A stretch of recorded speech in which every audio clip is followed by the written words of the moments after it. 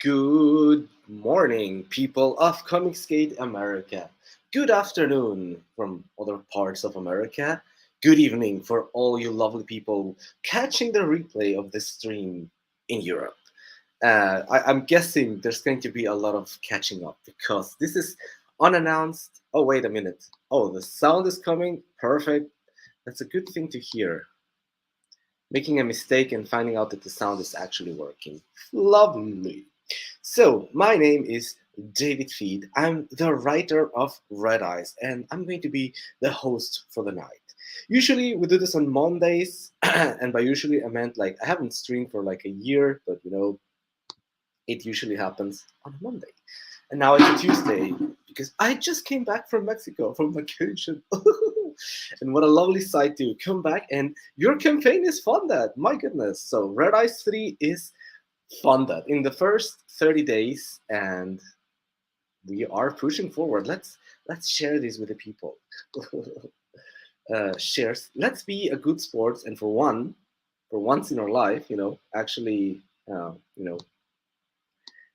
shill our own shit first. Infinite screams. We go to this one. Bam. Oh wait, now I cannot see what I'm doing. Oh shit. Yeah, this is. Can you guys see these? Let me see. Infinite loop on the other side. How do professionals do this? This is really hard. Anyway, Red Eyes 3 Escape from Silent City Part 1 is a comic out there in the ether of the universe, written by me, illustrated by Christian Culicelli and Rafael Crestani. We got funded for the first time in the first 30 days of our campaign. We only have 36 hours left and we're already there. My goodness. Thank you very much, dear backers, fantasy fans, comic skaters out there in the universe. We're going to extend, of course, and we're going to go in demand, of course, and we're going to keep producing this until it's done. Foreseeably, I gave myself around a year. Oh my goodness. Here it says February. I thought I said May. Uh-oh. Oh yes, no, February would be a year. Yeah, no, that's good. That's that's correct. I'm like, what? No, February of next year, 1 year of time to make sure, even if everything goes wrong, that we can still infinite loop again, we can still fulfill this guy on time. And if we finish it before that, we'll deliver it ASAP. We've learned a lot from campaigns 1 and 2, so we're not going to be waiting around, like, oh my god, I hope this artist delivers. Like, no, we are like a freight train. We're gonna push forward no matter what,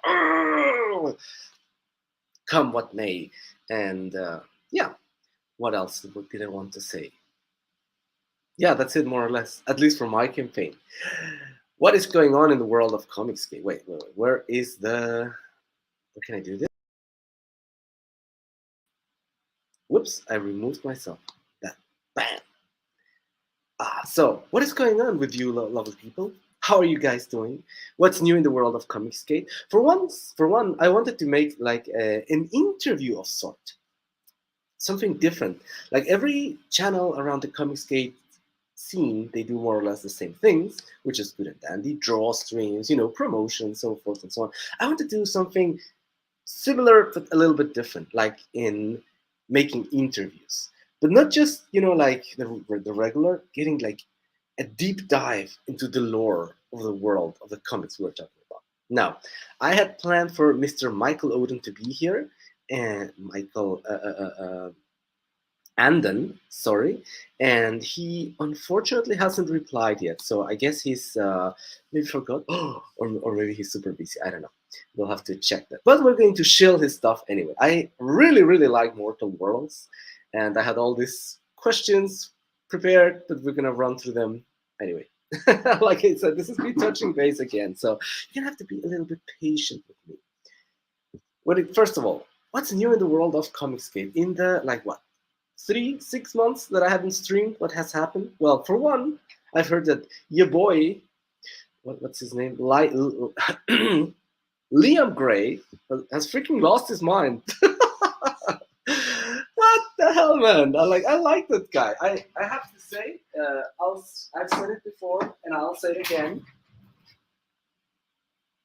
Xenotype is one of my favorite comic books of the independent scene of all times. Like straight up, I love this thing. I think he's a very talented writer. I didn't care that there's like a naked guy for half the book, and there's like the entire book is basically one fight. Like people are criticizing this left and right. I love it. I love it as it is. I got me my black and white Korean manhwa version, and I loved it. Every little page of this thing. I didn't care. I mean, after it takes a little bit while to get used to, like flipping the pages in a different direction, watching it. Yes, it's a bit weird. But after a couple of pages, like we have a thing inside here that can handle that. And after a few pages, plop, like your whole brain turns around, and it's just you read it like normal. Of course, as soon as you go into another book, like "Whoa," you have like a stroke because your brain has to unbend itself. I'm joking. I'm joking. I really like this. I mean, straight up. Now, with that being said, Liam Gray doesn't seem to like me because I dare to criticize him on something that, in my personal experience, was absolutely true. And I said and told him to stop being such a whiny little bitch, and like, oh my god, woe is me, and then he blocked, and he apparently hates me now. Like, I hate that he's going crazy. I think like it's kind of sad watching the stream sometimes. Like, come on, dude, just grab the comic skate is here, man. Grab her hand and you can still be a weird guy all you want, but just chill the fuck down, man. Perfect. What else? I got myself Absolute Book 2 as well. Also love this. I love this to death. This is Jason Bascom is, in my opinion, one of the most original Comicsgate independent artists ever alive today, right now. This is so crazy, so original, so cool. I love it. I like, give it to me straight up.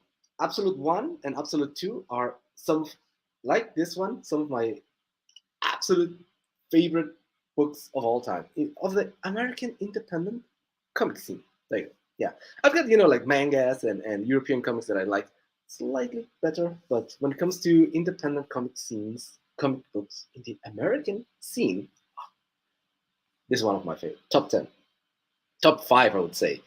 Xenotype and Absolute are along the lines of the top 5 for sure.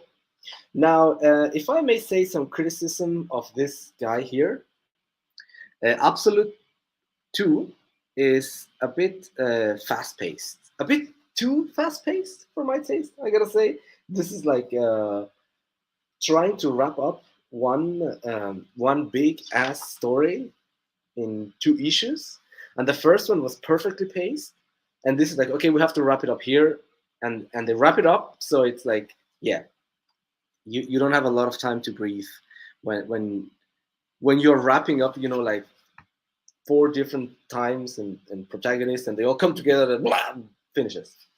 It's still freaking cool as hell. I mean, don't get me wrong. The samurai gets his shining moment. There's like a new werewolf creature that gets its shining moment. But I don't know why not. There's like all of a sudden it's like, oh hi, I'm a werewolf. Okay, I'm gonna fight with you guys now. I was like, sure, tag along, man. And that's it. that's the fantastic backstory of the werewolf guy. But of course, our protagonist gets its super shining moment, and it's gonna blow your mind. Back it today, back it soon, and back it often. Another really weird comic that I got myself was Reality Hackers. This one I got a while ago, to be honest. I didn't. Are you catching on? Are you catching on? Oh, I like weird shit. Of course, I got the Lucid. Oh, gonna make some good ass Chillin. And I got me some Mortal Worlds. Oh, so yes, when it comes to independent comics, I like strange, weird shit. I don't know why, but I do. I think my thought has always been, like the big guys, the John Mallons, the Ethan Van Sciver, they have thousands of backers, and that is, like good and dandy. off they go into the, having all the backers and money and blah blah blah. But that's more like comic, like mainstream, if you like. I like when it comes to independence. I like it to be weird and cool and original. So let's see. Do we have some comments? No, not yet. Oh, what a weird thing, unannounced, on nothing, just open the live stream, and here we are. Um, but what else? What else? New stuff. That's it, more or less. Oh yes, another thing that if we are going to be streaming, why the hell not? I don't know if you've heard of a thing called jack irons. I have no idea what the hell that is. It looks pretty weird, so we're gonna give it a good look, just for the sake of it. It's a comic skate project. The guy's been around the streams. He's almost funded. He needs some help. He's in his last 60 days. So let's check it out. Wait, I have to stop screen, share screen, but now we have to do a Chrome tab, right? Jack irons. There you go. Share. Wow. Yes, it works. Perfect. This is much, much better. Jack irons, the Steel Cowboy issues. What? 1 to 4? I guess it's 4, and you can get all the past ones before. This guy is in his last 13 hours. So if you're interested in weird stuff, I'm guessing this could be right down your alley. I have no idea what this is. Maybe you can join people. You can join me in a journey of discovery. I just heard about it. Some people say it's weird. Let's give it a good old try. A good old shill for the comic state sakes.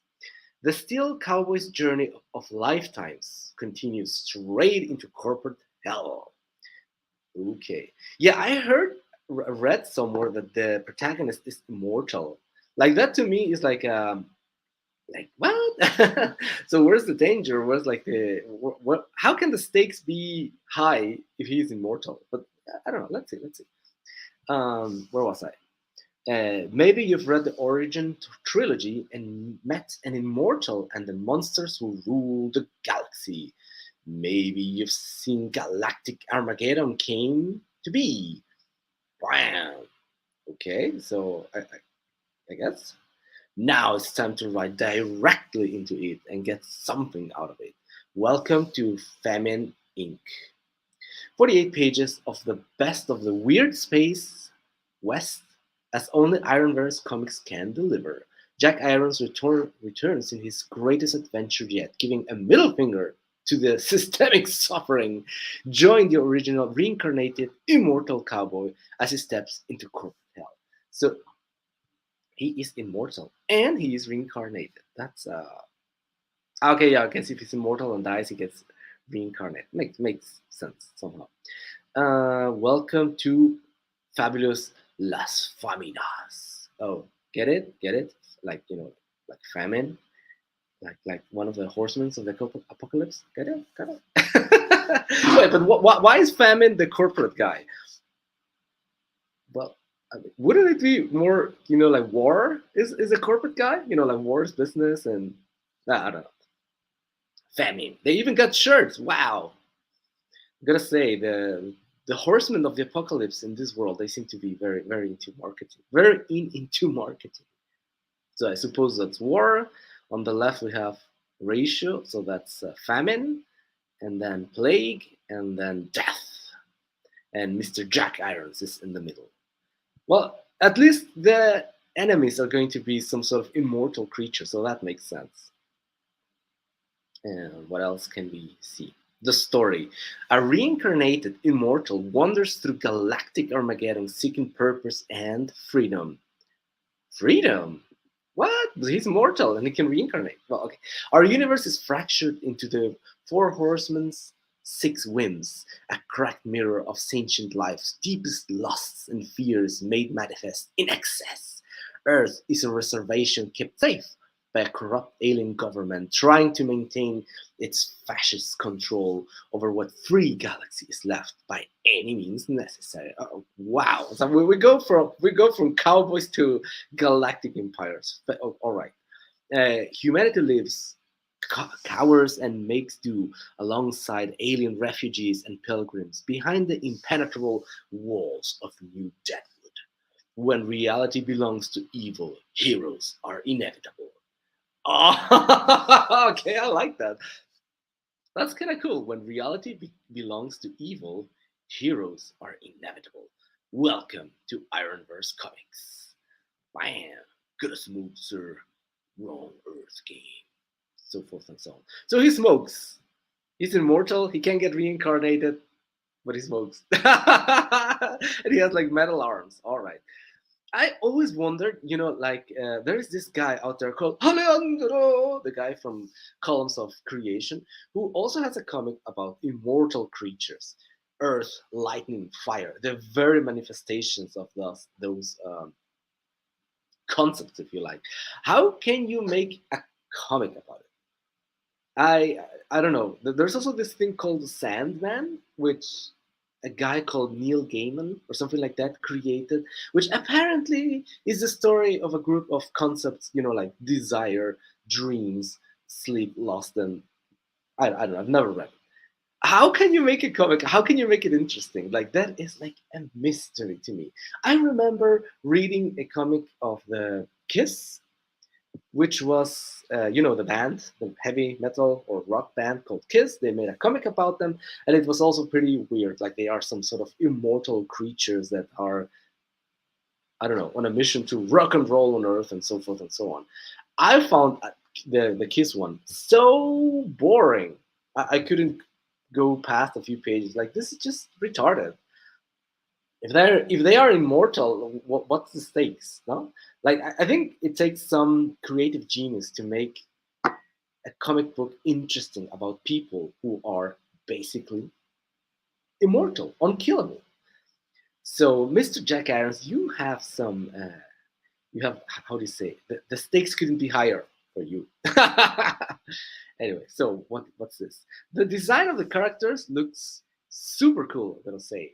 War. Oh, I see. Usually the four horsemen of the apocalypse, one of them is victory, or I mean, according to some mythologists, you could say victory or conquest. And I guess, I mean, the way I see it, that would be, Jesus. But in others, victory itself is like one of the horsemen, and it's just like the other four. In this case, I don't know if he is going along the lines of Mr. Steel Iron Cowboy being victory, and the other being, the other four, because death itself is not really one of the horsemen, but it's a concept, and it looks like he's implementing it as a horseman itself. The guy you see on the left, I guess, it's death as a horseman of the apocalypse. The story in issue 3. Issue 3, no, no, thank you. Whoa. Okay, let's ride. Issue 4. Here we go. Issue 4 takes inspiration from an ancient tale of awakening to empathy, understanding, and the actions the world needs. It faces galactic Armageddon with an open heart and a bold attitude. Together with these tools, nothing will stand in our way. It sounds epic as hell. Well, dear people who are catching the replay and so forth and so on, if you feel like it, if you like weird shit that is drawn in this amazing way, I gotta say the drawings are fantastic. Famine Incorporated. Do check it out. This guy is in his last 13 hours and he's so close to getting funded. So if this is something you like, by all means, check it out. Back it today, because tomorrow will be too late. although nothing, just check it out. All right, let's stop screen. Let's go and check if our lovely man, the man of the hour, has chatted me or messaged me or something me. And bam.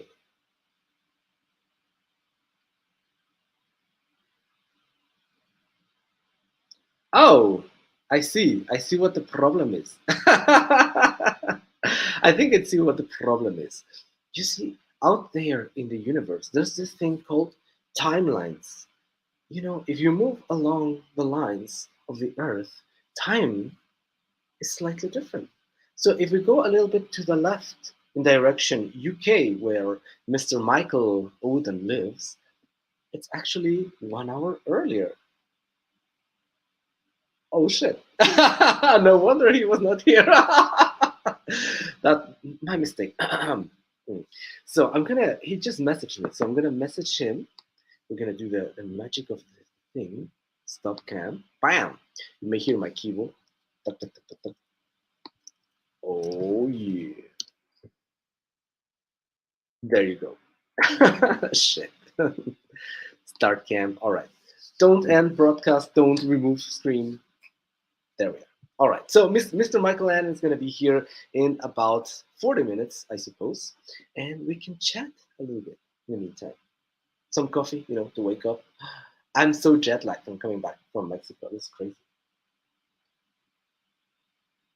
Now that we did a little bit of obligatory shilling for other people, we can do some shilling for ourselves. Share screen, Chrome tab. Where is this? Red eyes. Bam! So we got funded in the first 30 days. And what's in it for you? Well, Red Eyes is going to be 52 pages. Although I gotta say, wait, where is this? The script is already like 60, 64 pages. So I don't know how I'm gonna have to compress it all down into a little bit less. But for now, it's like the idea is it to be 52 pages. And if we reach a certain stretch goal, we might get to 64 pages. Although even that is less than the script right now, so it's gonna be rough packing it all. Now I'm starting to understand the absolute guy. Like there is so much cool stuff that you want to get into your comic, but real estate when it comes to comic book pages is real expensive. Anyway, so as per usual, we have a thing called the Sexy Monster Girl Bestiary. This is our monster manual of the creatures of Red Eyes, but spiced up with the sexy pinups. Available in the feature perk, it's going to be 60 pages, square bound, full color, full of maps, lore, and explanation of how these creatures work. And also, every Sexy Monster Girl Bestiary volumes 1 and 2, I've been revealing more and more details about a a game, a tabletop game that I would like to create and develop. This is like one of the miniatures that I created. This is something I did, nothing professional. But my idea is to make like a miniature war tabletop game with either with standees or with how do you say 3D printed things where you can use them to fight with gigantic armies of sexy monster girls. So this is one of the how do you say sea lion monster girls, and my absolute favorite, the killer whale mermaids, sexy monster girls. Anyway, where's the thing? Bam! There you go. So Red Eyes, also the Sexy Monster Girl Bestiary Volume 3 is going to add further details, and hopefully one day we can make a campaign straight up for the game. That's like the idea so far. What else? Private chat. There you go. Red Eyes 3.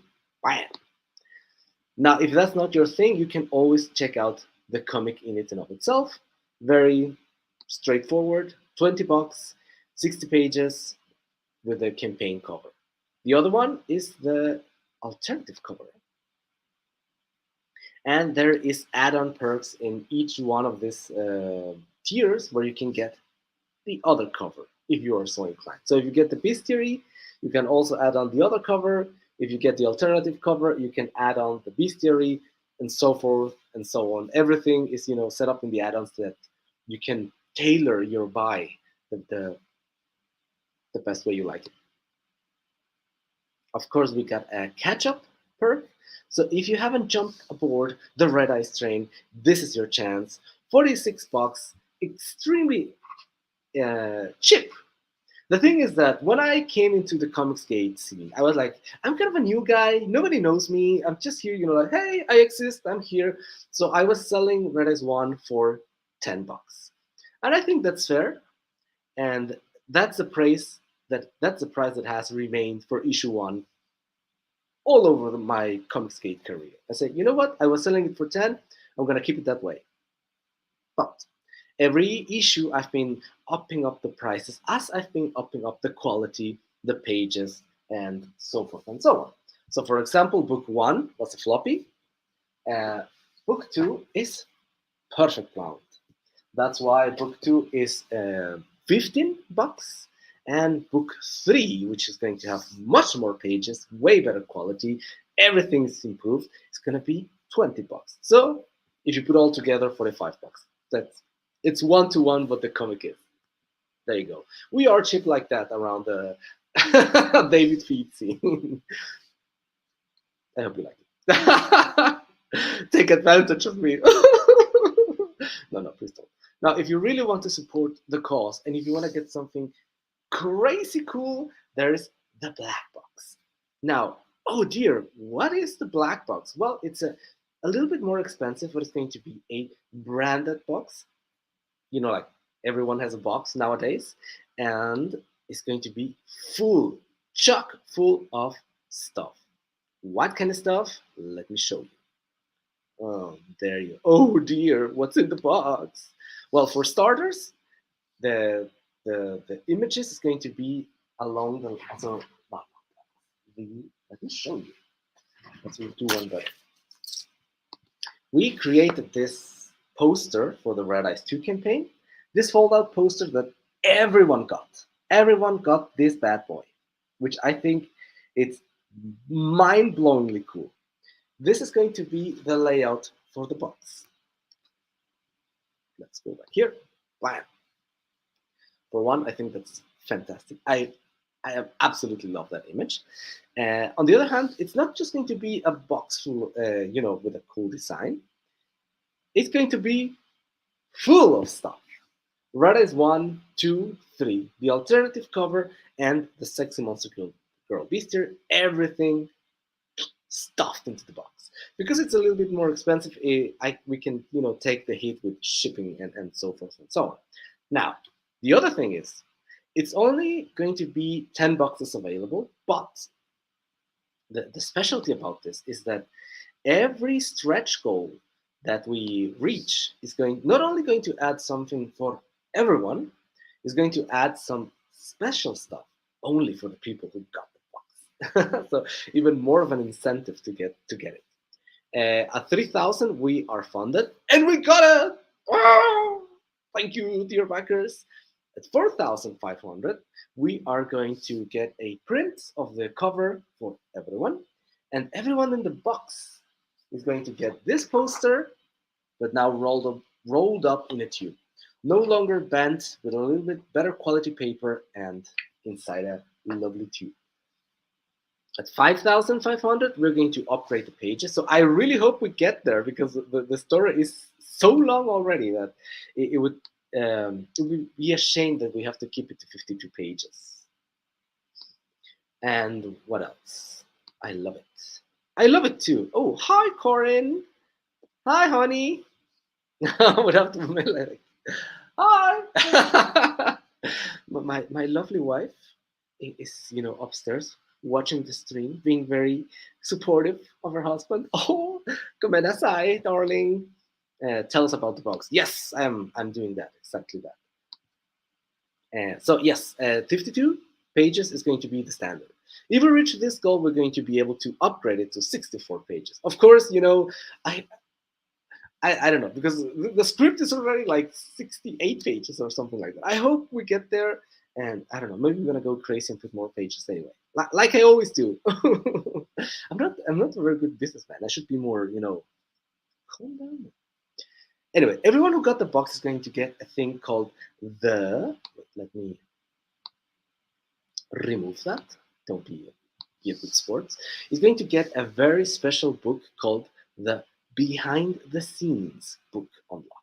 This is going to be the sketches, the storyboards, the script, a little bit of director's commentary of each page of the comic, with a little bit of explanation, concept art, everything by me. This is not other artists. This is like me with my lovely drawings that I hope you like. And it's going to have a very special wraparound cover that I can maybe show you. Yeah. Uh, I am so organized that I find it quickly. I may be able to show it to you quick, fast now. So what I mean, where is this? Bam. So for example, stuff like this is what is going to be inside the behind the scenes. This is my sketch for a big ass poster that is going to be a stretch goal further on. We'll get to that later. So here it is. Lovely. The behind the book scenes is going to have a very special wraparound cover drawn by your boy, Creepy Uncle Feet. And it's going to be this. Oh, ooh.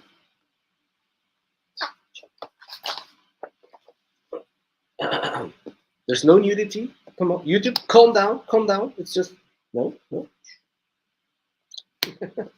Anyway, I drew that and I thought that was like an idea for a cover of the comic itself, but we went with other ideas and I thought, well, since I finished it, this might as well be like some sort of a behind the scenes perfect cover. Anyway, I don't know. Maybe that's an incentive not to get the box. Like what? No. So at 7,500 bucks, this is going to be the highest we've ever reached in a campaign of ours. If we get to this goal, everyone is going to get a Monster Girl standee, an acrylic standee. You know, those are the rage nowadays in this comic book scene, in the comic skate scene, and it's going to be this one, this image right here. Wow, all the way to the top. The one on the right. Your girl, Irene Strachilsky, shooting star of the comic skate scene, has been so nice and kind to draw this for us. This is going to be one of the monster girls in the book, and we're going to use that as a acrylic standee for all the backers if we get to this super high goal. Where are you? Where are the stretch goals again? There. Wow. Maybe yeah, you know, she's getting super famous and she's, you know, like streaming with all the higher up guys, and I was able to snatch one of those illustrations before she got like too famous to even pay us attention. Oh, anyway, what's the other one? Is it a Dale Keown, another guy who's also making, you know, like covers here and there? Maybe I get a cover by Dale Keown before John Mallon gets one. How crazy would that be? Let's say if we get to 14,000, this is an unofficial stretch goal. I'll try to get Dale Keown to make a cover for Red Eyes. I'll fly to America if I have to for 14,000 bucks.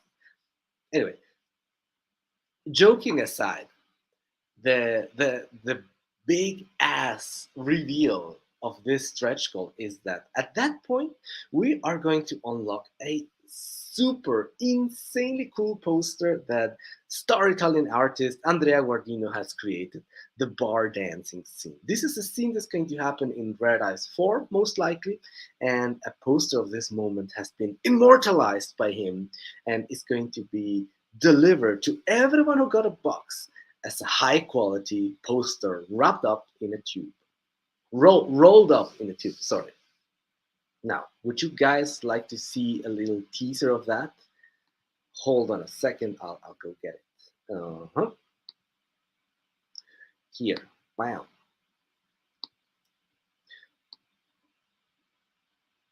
You are the dancing queen. I don't know why that song always comes to my mind when I'm thinking about this bar dancing scene. Bar dancing scene. So, screen, window, bar scene. Bam! Oh my goodness. Wait, can we do this? There you go. Can we do it even more? What happens if I do full view? Enter full screen. Wow.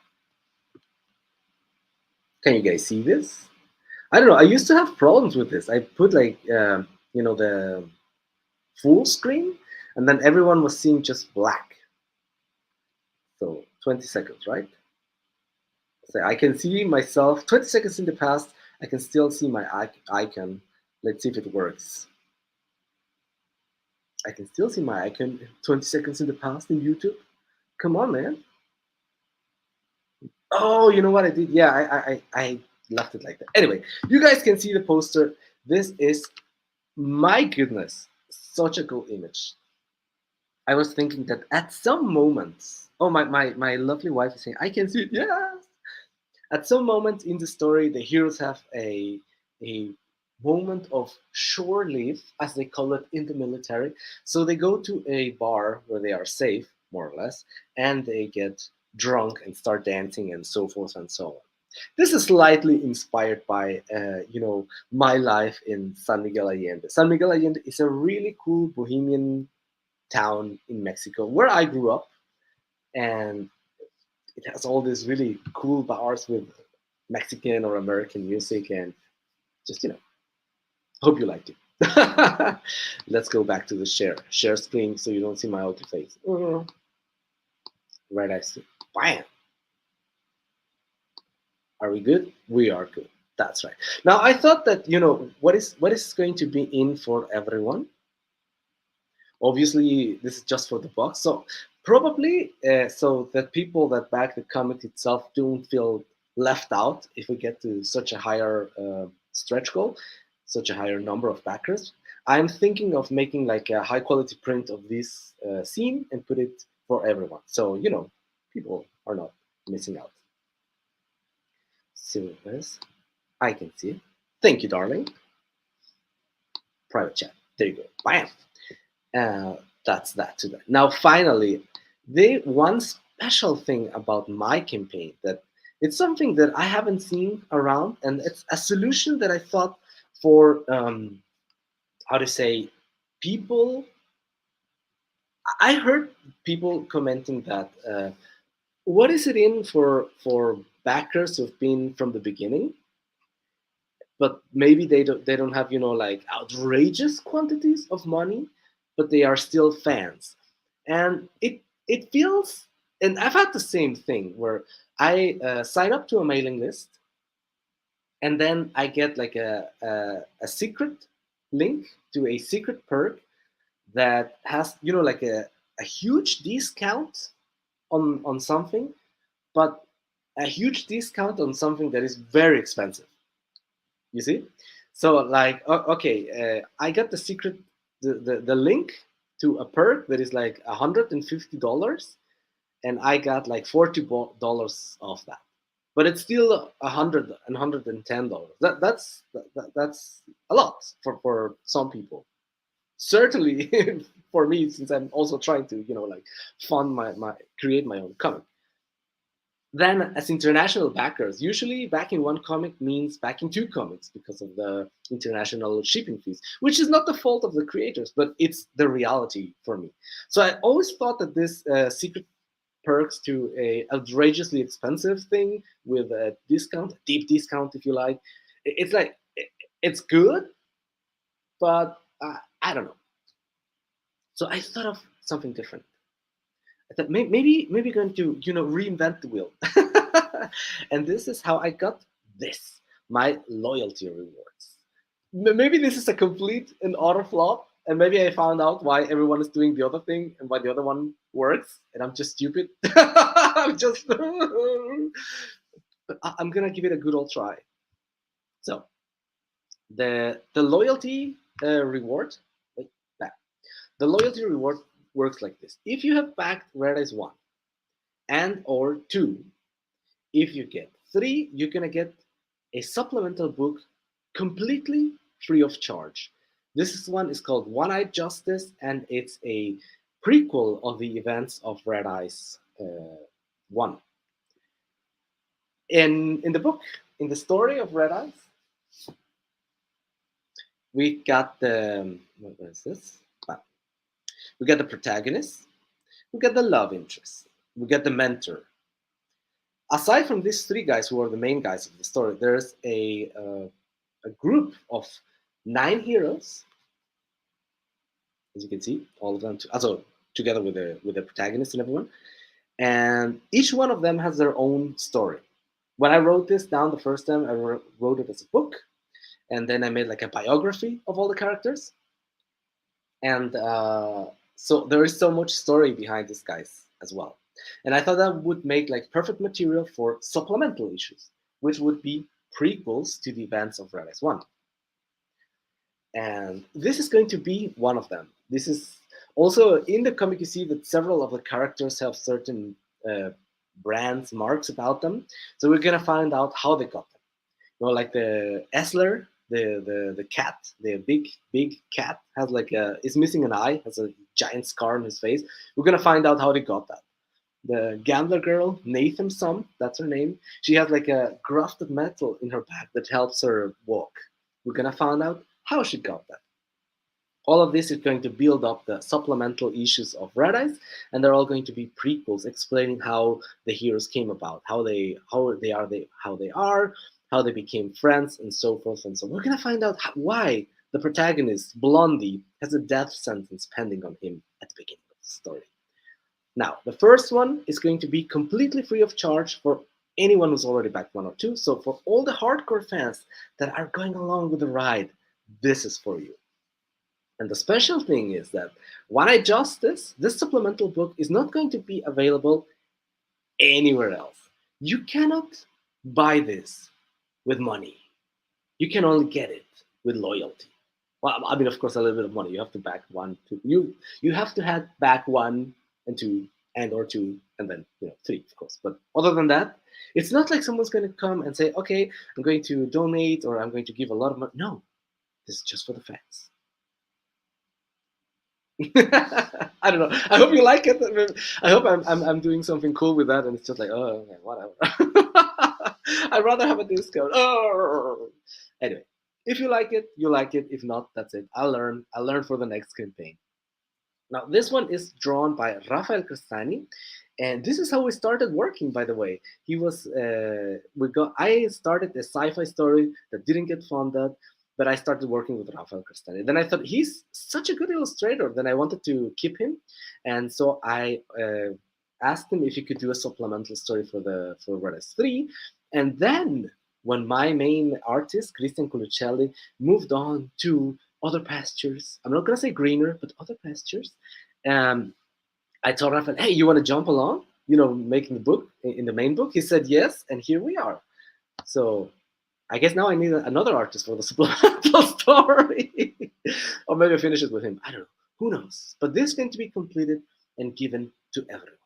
And one of the reasons I do this is also that every campaign of Red Ice 1 and 2, I've also made not supplemental, but like Ashcan previews of the next issue. Let me show you the one I did for Red Ice 2, which I have right here.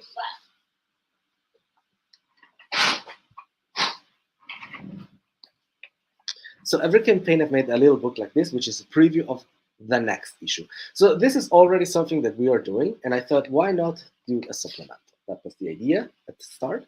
This is like the first pages in black and white of Red Ice 3, so forth and so on. The specialty about this one is that if you turn it around in the back, you have a preview of our sci-fi story that didn't get funded, but we're gonna try again. We'll get it. Don't you worry. I think this is so cool, but I would like to see this in color. Maybe that's why it didn't get funded. Damn, I gotta say, Rafael Crestani is such a cool artist. Making this kind of stuff is already part of the program, part of the usual stuff we do for Red Eye. So this, don't worry, this is gonna get made. I know sometimes I promise, like trading cards or stuff like that, and I haven't been able to keep up with my trading card promises, and they've been, upgraded into high quality art prints.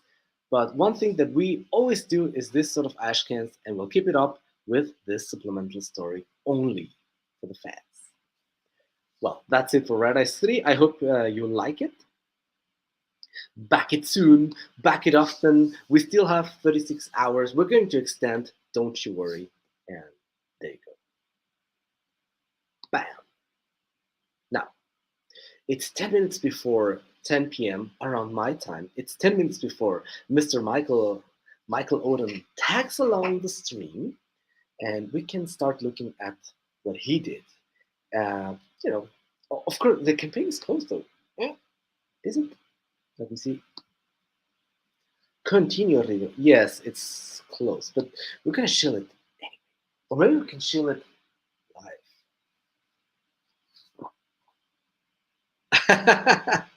This is one of my favorite comics of the Comicsgate scene. Is one of my favorite comics of last year. I don't know if I got it 2021 or 2020, but I really, really liked it. For one, this is gigantic. I mean, look at this. This is Absolute. This is Mortal Worlds. This is the Lucent. This is Mortal World. The other thing is, like you see, the Lucent is quite thick. This is huge and also thick. It's a floppy, and it has a high quality cover. This is such a unique comic in and of itself. Wow. I remember him saying something like, "I like old games like Contra, which is one of my favorite games of all times, especially the third one. And there was one for the PlayStation called Contra Shattered Soldier, which has been a huge inspiration for anything action. The music, the everything of that game is fantastic.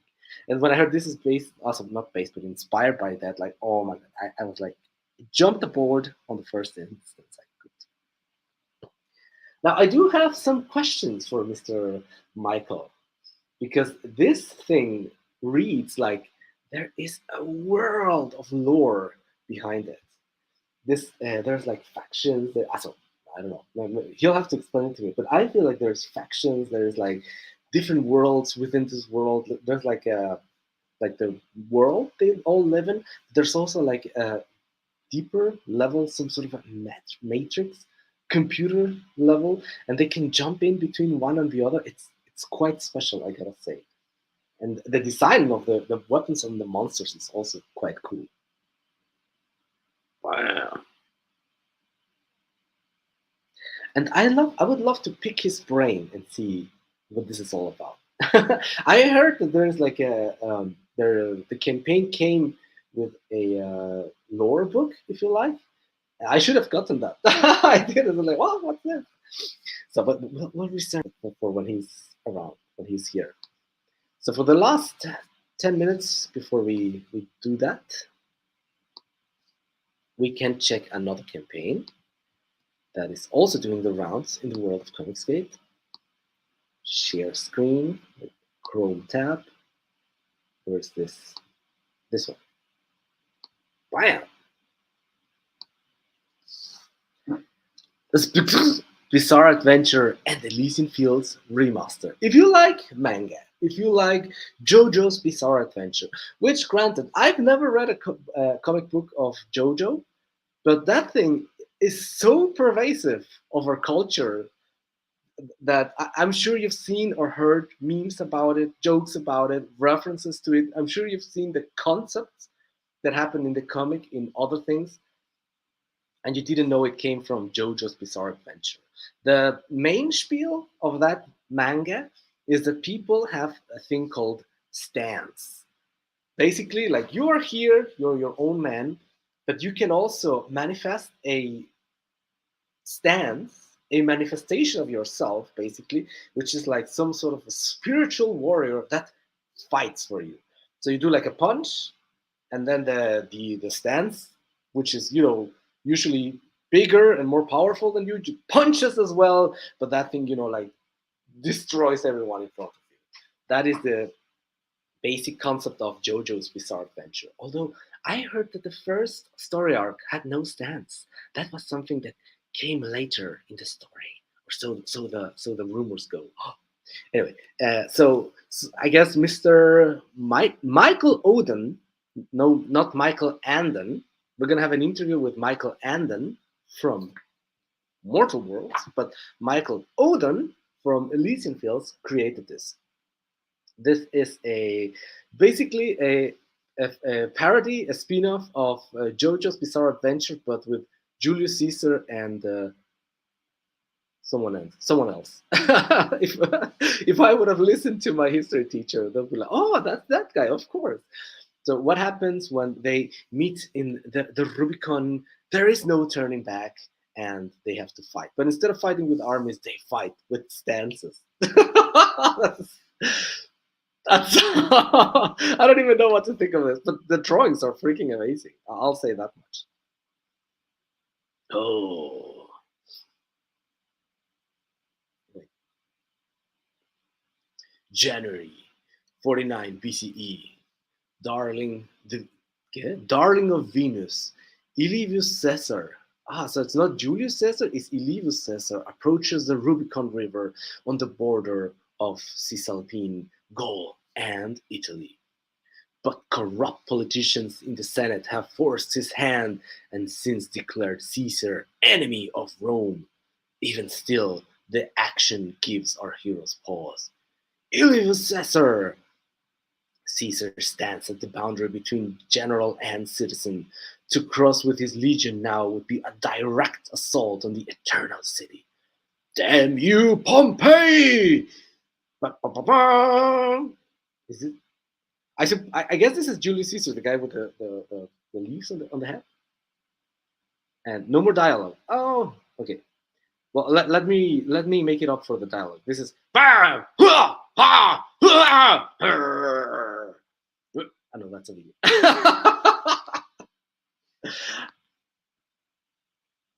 The drawings, it's the one thing that really caught my attention are the drawings. If for nothing else, like this is freaking insane. Uh, I think I think it's a girl who's drawing this, and she is another shooting star of the comic skate movement.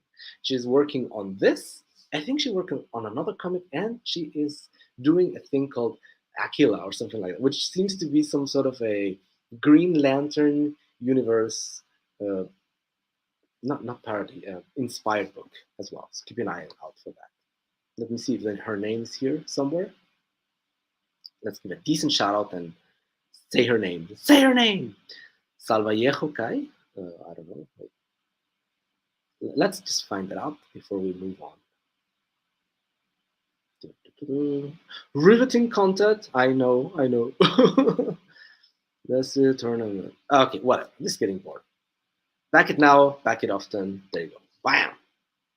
So, dear lovely backers, we have 2 minutes before Mr. Anden jumps aboard. I can go and check out in the comment section. Stop camera. Being very professional. Oh dear. Let's see if I remember how to do this. Bam, copy, paste, there. Jump whenever you want. I don't know if you're seeing you're seeing this YouTube and now he's like, oh my god, I'm not gonna jump in that. Such self-confidence. And this start camera. What else? Well, while we wait, I can also recommend you this. I finally started reading this Conquest Islandia Book 1. This is wow. I have no words to describe it. Let me show you. Let me show you a page where we don't see, like nothing that can get us banned from YouTube. This is by far one of the coolest spread pages I've seen like in my life. Oh my god.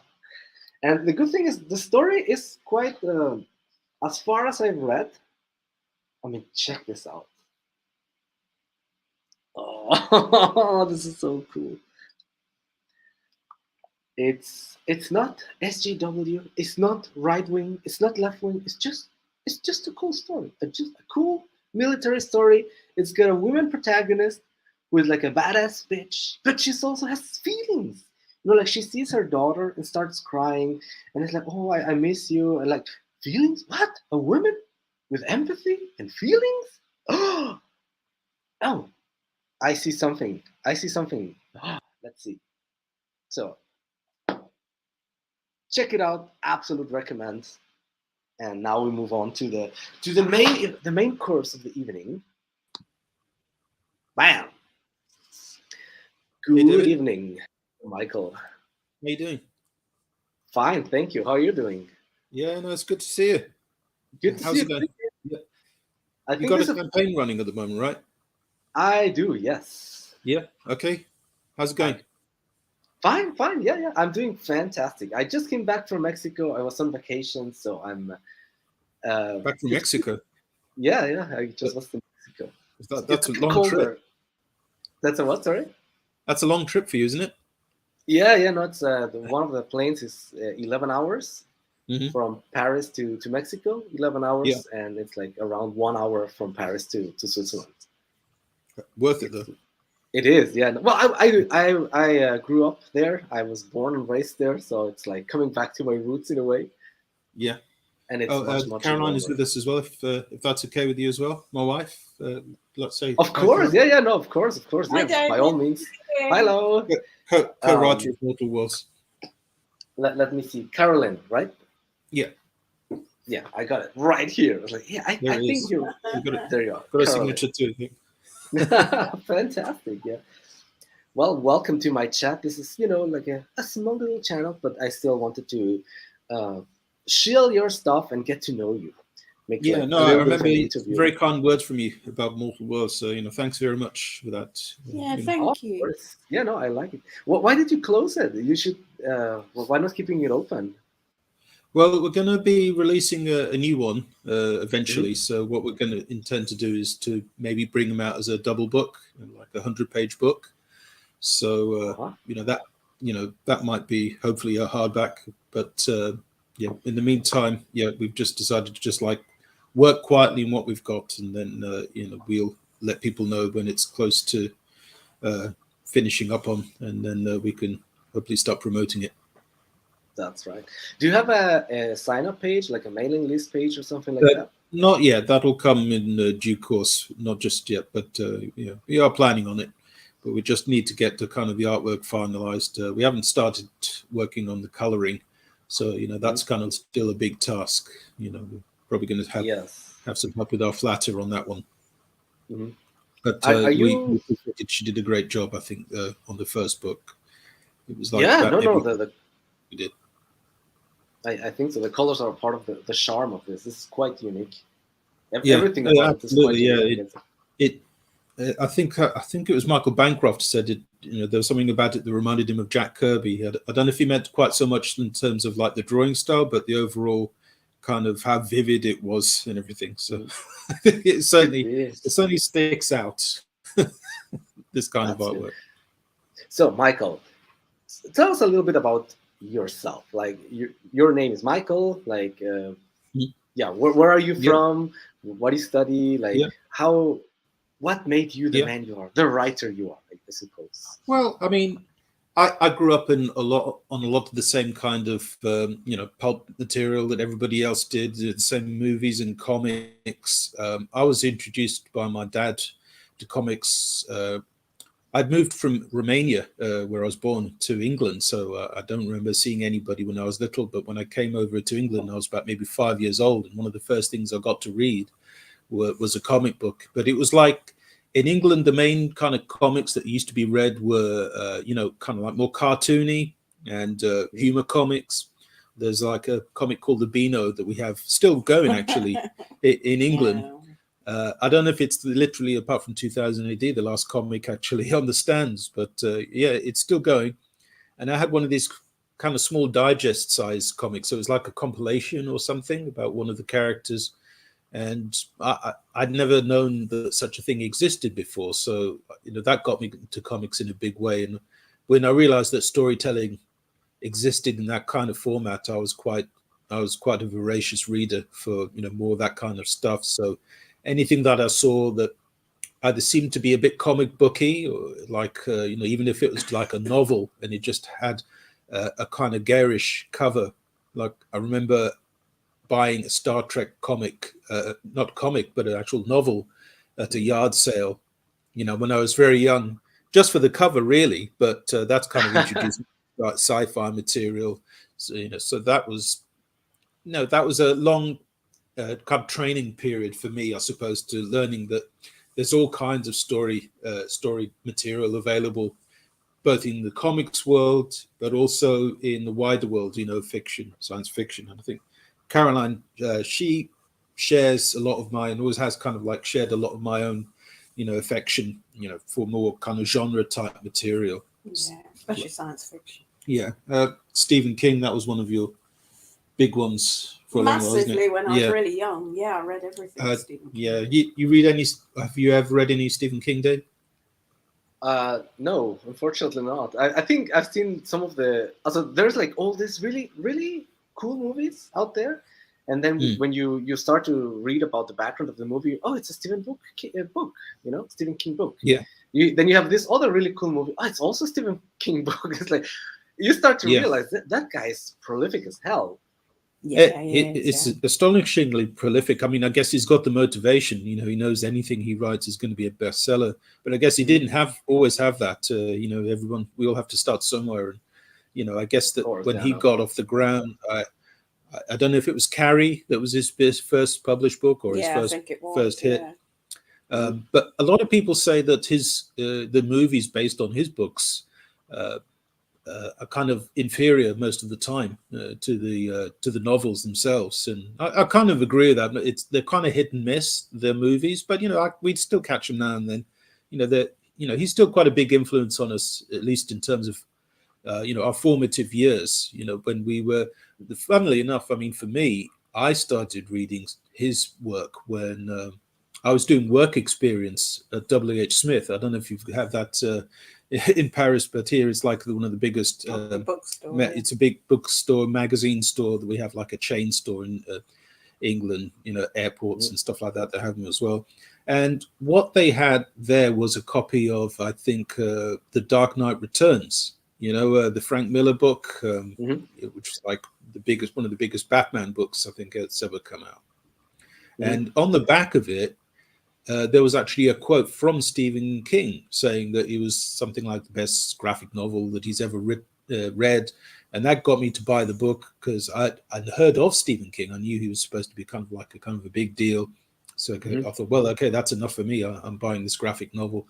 And so I got both into Frank Miller at the time and Stephen King almost right at the same time. It was like, I was really impressed with that. But also I bought this anthology of Stephen King's. It was called the Bachman books because he wrote under a pseudonym as well once he was successful, because he wanted to try again and see if it wasn't just a fluke that he got successful. He wanted to know, could I do it again? And would people still buy my work? And it seems that they did. Nobody knew that he was writing under that pen name, but those were a hit as well. Not maybe quite as big, but he did quite a lot of work under that name as well. And some of that stuff I actually prefer to his normal work. I think maybe it affects you a little bit psychologically. If you're writing, thinking you're almost like a different person, you may have a slightly different, persona. Yeah, when you're like a feeling of anonymous, that if it sucks, like whatever, so you feel more free because they're not going to find out it's you. So you kind of like was able to cut loose a bit more.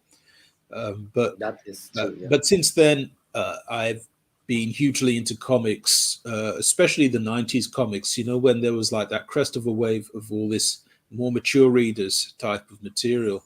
So I don't know what kind of comics, you're mostly into, if you read them prolifically, but certainly in the 90s, I was a huge reader. I'm into a little bit of everything. And I think that I got into American comics book later in life because I was more like into manga, into European comics, into Mexican comics and stuff like that.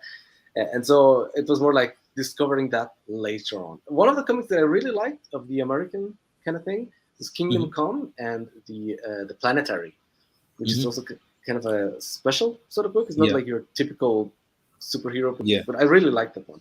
Your Planetary is awesome. We have the omnibus edition right here on the shelf with us. I think it's the entire collected work, the hardback. So they're very proud of that one. That was a brilliant. I mean, I picked up a few copies of it when it first came out, but kind of like they didn't come out so regularly that we were able to get to collect them all, from our local comic shop when it was originally coming out. So that's why we wanted to kind of complete the experience. What was the other book? Kingdom Come, you said. Yeah, I saw I that. actually, I really enjoyed that too. I got it mainly for the artwork. Yeah, me too. Alex Ross was, I yeah, gotta say, was yes. just like so phenomenal with that book. I enjoyed the story, but it was definitely the art that drew me in. It was, I guess, the most realistic kind of depiction of a comic book world that I'd ever seen. You know, in that kind of like in that medium, I'd never seen kind of superheroes depicted in that way. That it was almost just like looking into a film, and they've never quite duplicated that. I think even, you know, they've done amazing work in movies and everything, but there was something about that, you know, the way that everything kind of like stood out in that comic, you know, the way it was painted in such a classical style, it was perfect for that medium. You know, I don't think that they should ever try and make a movie of Kingdom Come, because no matter how good the right special now. effects, yeah, I think it will still be, you know, kind of not a patch on, you know, the book itself, you know, which is unique, I think. Yeah, I think it's really, really hard to make a movie that's better than the source material like that. Maybe I've heard that The Shining is one of the very few examples where the movie is better than the book. Yeah, I'd agree with that. Stephen King. Yeah. Stephen King got to actually make his own version because he wasn't too happy with The Shining. Although everybody, you know, the audiences loved it, he personally felt that it kind of strayed too far from what, you know, he wanted it to be like. He thought it was like too mean-spirited compared to what he felt the novel was like. And I agree with you. I think that the movie is the superior one in this case. The novel isn't always necessarily better than the film. It can work the other way around, as you say. So, you know, you got to shop around. Book, wasn't there? There's a sequel to the book. I can't remember Dr. Sleep. That's it. Yeah. Dr. Sleep. Yeah. Did you ever see the sequel, yeah. Dave? No, I saw parts of the movie and I was like, yeah, no, this is not. I don't know. It didn't look great. Was that the Ewan McGregor one? I think so. Yeah. I wasn't too sure. I mean, he's not my favorite actor. I've got to That's a Star Wars thing. That's Shining in the Star Wars universe. Like, no, thank you. Yeah. I'm not such a huge King fan that, you know, I literally watch any film, you know, of his that come out. I'm more selective. The Dark Tower series, I think that's from him as well. And I've heard that the movie was such a flop compared to the books, because the books are like this gigantic series of books, and they try to cramp it up everything into one movie, and then they went along you know, a little bit of woke with the guy. I guess that the studios were probably like they were the kind of like on the trigger with that one of saying, we don't want a massive kind of sprawling story. We don't have the money for it or something, and it's untested as a movie. So they were kind of like forcing the movie, whoever the director was, to make a really truncated version. And maybe that a lot of the material that gave life and allowed it to breathe, you know, was kind of like just cast aside. But David's right; it's a massive, massive universe, and I couldn't do justice to it at all. As far as I'm aware, I mean, I haven't really read, you know, a lot of the Dark Tower books. It's been a long while since I, you know, read a couple of them. Yeah, and I enjoyed them okay, but you know, I did think at the time these would make great movies, but I think that Clint Eastwood is more what Stephen King had in mind for the gunslinger.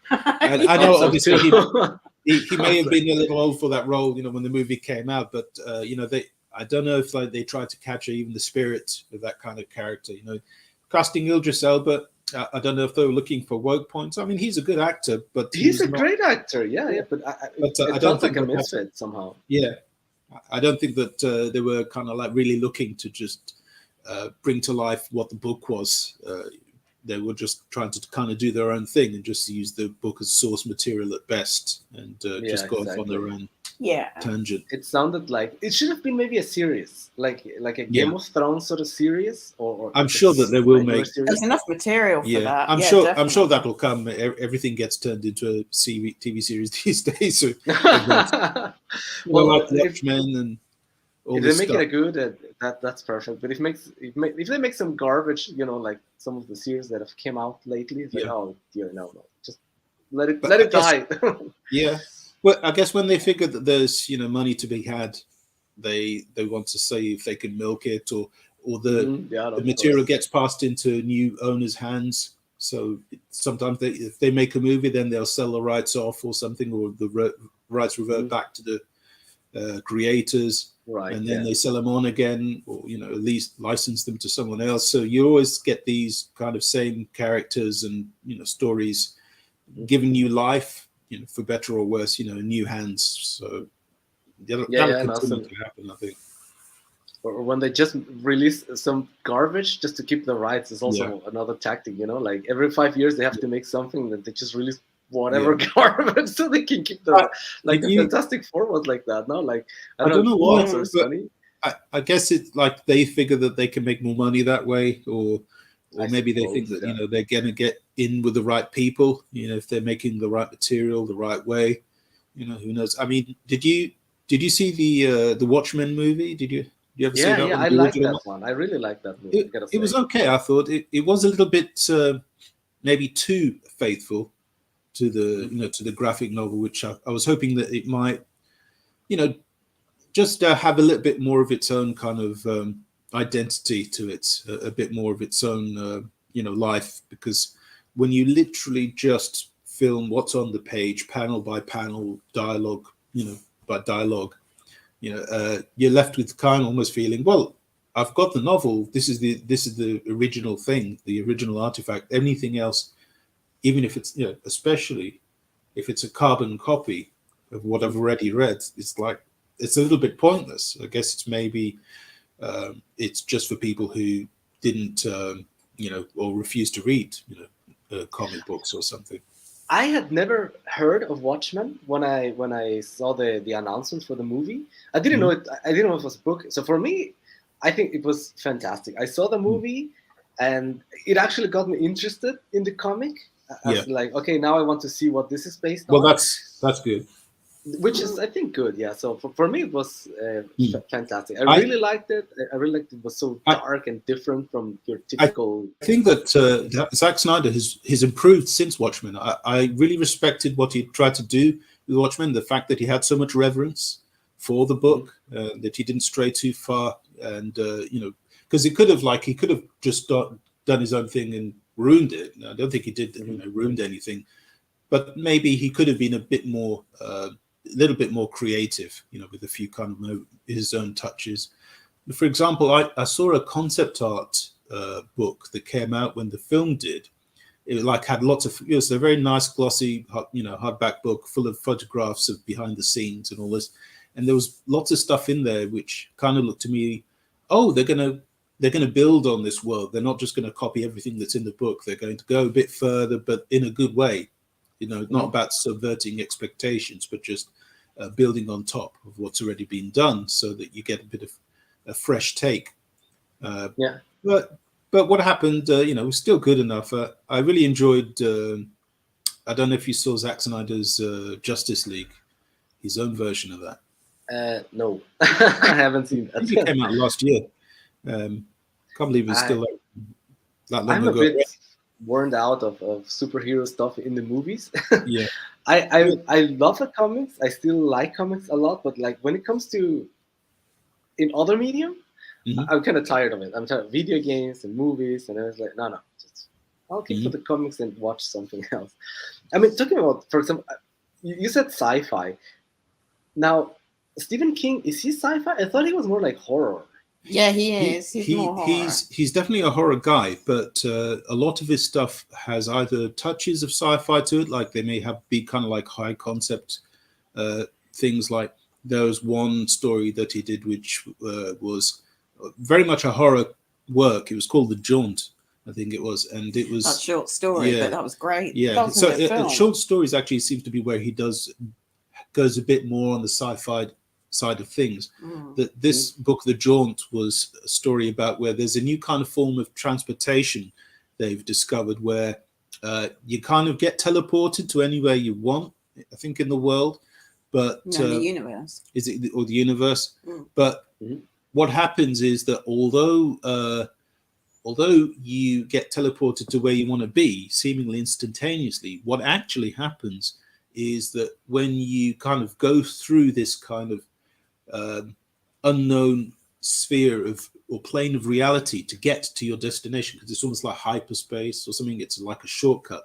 But what you don't realize when you go through that world and then emerge seemingly instantaneously is you've actually been in that in-between world, this netherworld, for countless years. Yeah. It's just, you know, in its own time frame. It's just when you come back out, you've got no knowledge of that. Anybody who greets you on the other side, you know, your family, whoever, they've got no knowledge that you've been away for God knows how many years. To them, it's just like, and to you, it's just like, oh, it's just been a couple of seconds. Yeah, because they put you to sleep, basically. So, but something goes badly wrong with it, because if you end up, hi, Dave. Bristolian Dave is in the chat with us. Dave is in the chat. All right, Millbobbers. All right, me babbers. That's CG UK talk there. Big up the CG UK. I know Bristolian Dave. And Marinus is also in the chat. Hello, and Dark Skies Comics. How's you doing, Daddy? Glad you're joining us.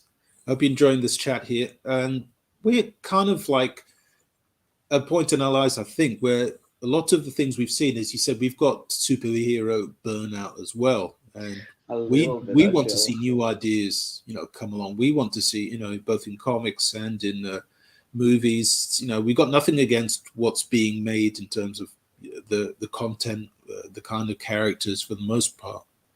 But I think that, the world is ready for, you know, kind of new concepts to be explored and new characters, new licenses. And, I think so, yes. A bit safe, just like keeping on making, you know, like there's only so many Spider-Man movies or Superman movies, you know, I think that they can make before everyone kind of feels, okay, you know, I get the origin story. I've got burned. Okay, yeah, like zombies. I think that they went overboard with zombies, and then everything was zombies, and it got to the point like I just can't see anything zombies related. Or vampires, or vampires and werewolves. I get people are aficionados of all these things. You know, we like all these things too, but once you've seen a few of them, you know, you kind of get. How you doing, Mark? Call me Mark. Is in the chat. Hey, Mark. Where all these CGUKs coming from? How we are in the prime time UK. The CGUK radar going on there. Yeah. Nice to see you guys.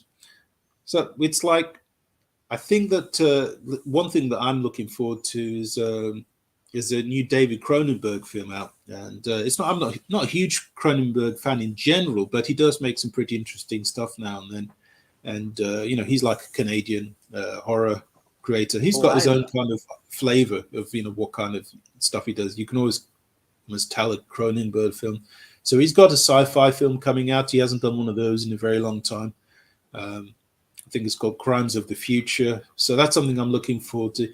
I'm hoping this maybe is a sign of, you know, producers having a bit more faith now that, you know, there's new ideas that need to be investigated, and, you know, maybe like to take the pedal off the metal of so much superhero stuff, because although there'll always be a market, I think, for it. There's a lot of doomsayers who've always been saying, oh, it's stagnating, nobody wants to see those anymore, and then another year rolls around, more superheroes, do even bigger blockbuster business and everything, but which is fine. But it's nice to see some of that profit that's made being, you know, kind of funneled towards maybe more, you know, esoteric projects and things that aren't just, you know, the usual kind of predictable story. I think that comics, superhero stuff, it's so wide. It's like beyond genre. There's like superhero horror, there's superhero space, there's like contemporary. Like, it can be anything. Like unlike, I think, like zombies and werewolves, where zombies is just zombies. You know, it's like it's a dead person or dead creature coming back to life. Maybe sometimes they, you know, change it a little bit, or they mutate, Caroline's not a fan of zombie stuff at all.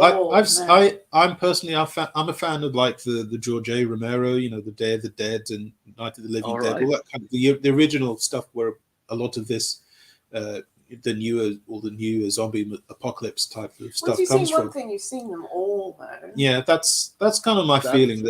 That's true. Yeah. The Land of the Dead, I remember enjoying that, and that was kind of showing that zombies were developing a kind of like their own version of intelligence, kind of a human-like intelligence, and being able to outwit humans. So, it wasn't just about them roaming around mindlessly. But that's been kind of like done to death as well now. I think Yes, I think so. Yeah. I gotta say, like, for example, with the one thing that I really, really like is these two things. Left 4 Dead is like a video game series, and you had like the thing where the zombies are mutating, and they're fast as hell. So that was, like a change. And this movie, 28 Days Later, I also like because it has like a different take on it. That 28 Days Later, I think that's where I first saw zombies moving like really fast. That was when me too. And I said, hey, I was glad to see kind of like someone doing something a bit different with them, rather than the usual kind of the shambling ones, which are they don't really have much going for them. It's not very threatening. When you've seen it 100 times, but that's like to me it's quite a bit more threatening to see a lightning sprinting towards you.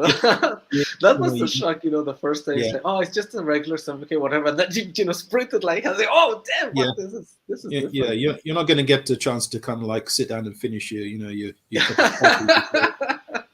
No, I don't think so. Yeah.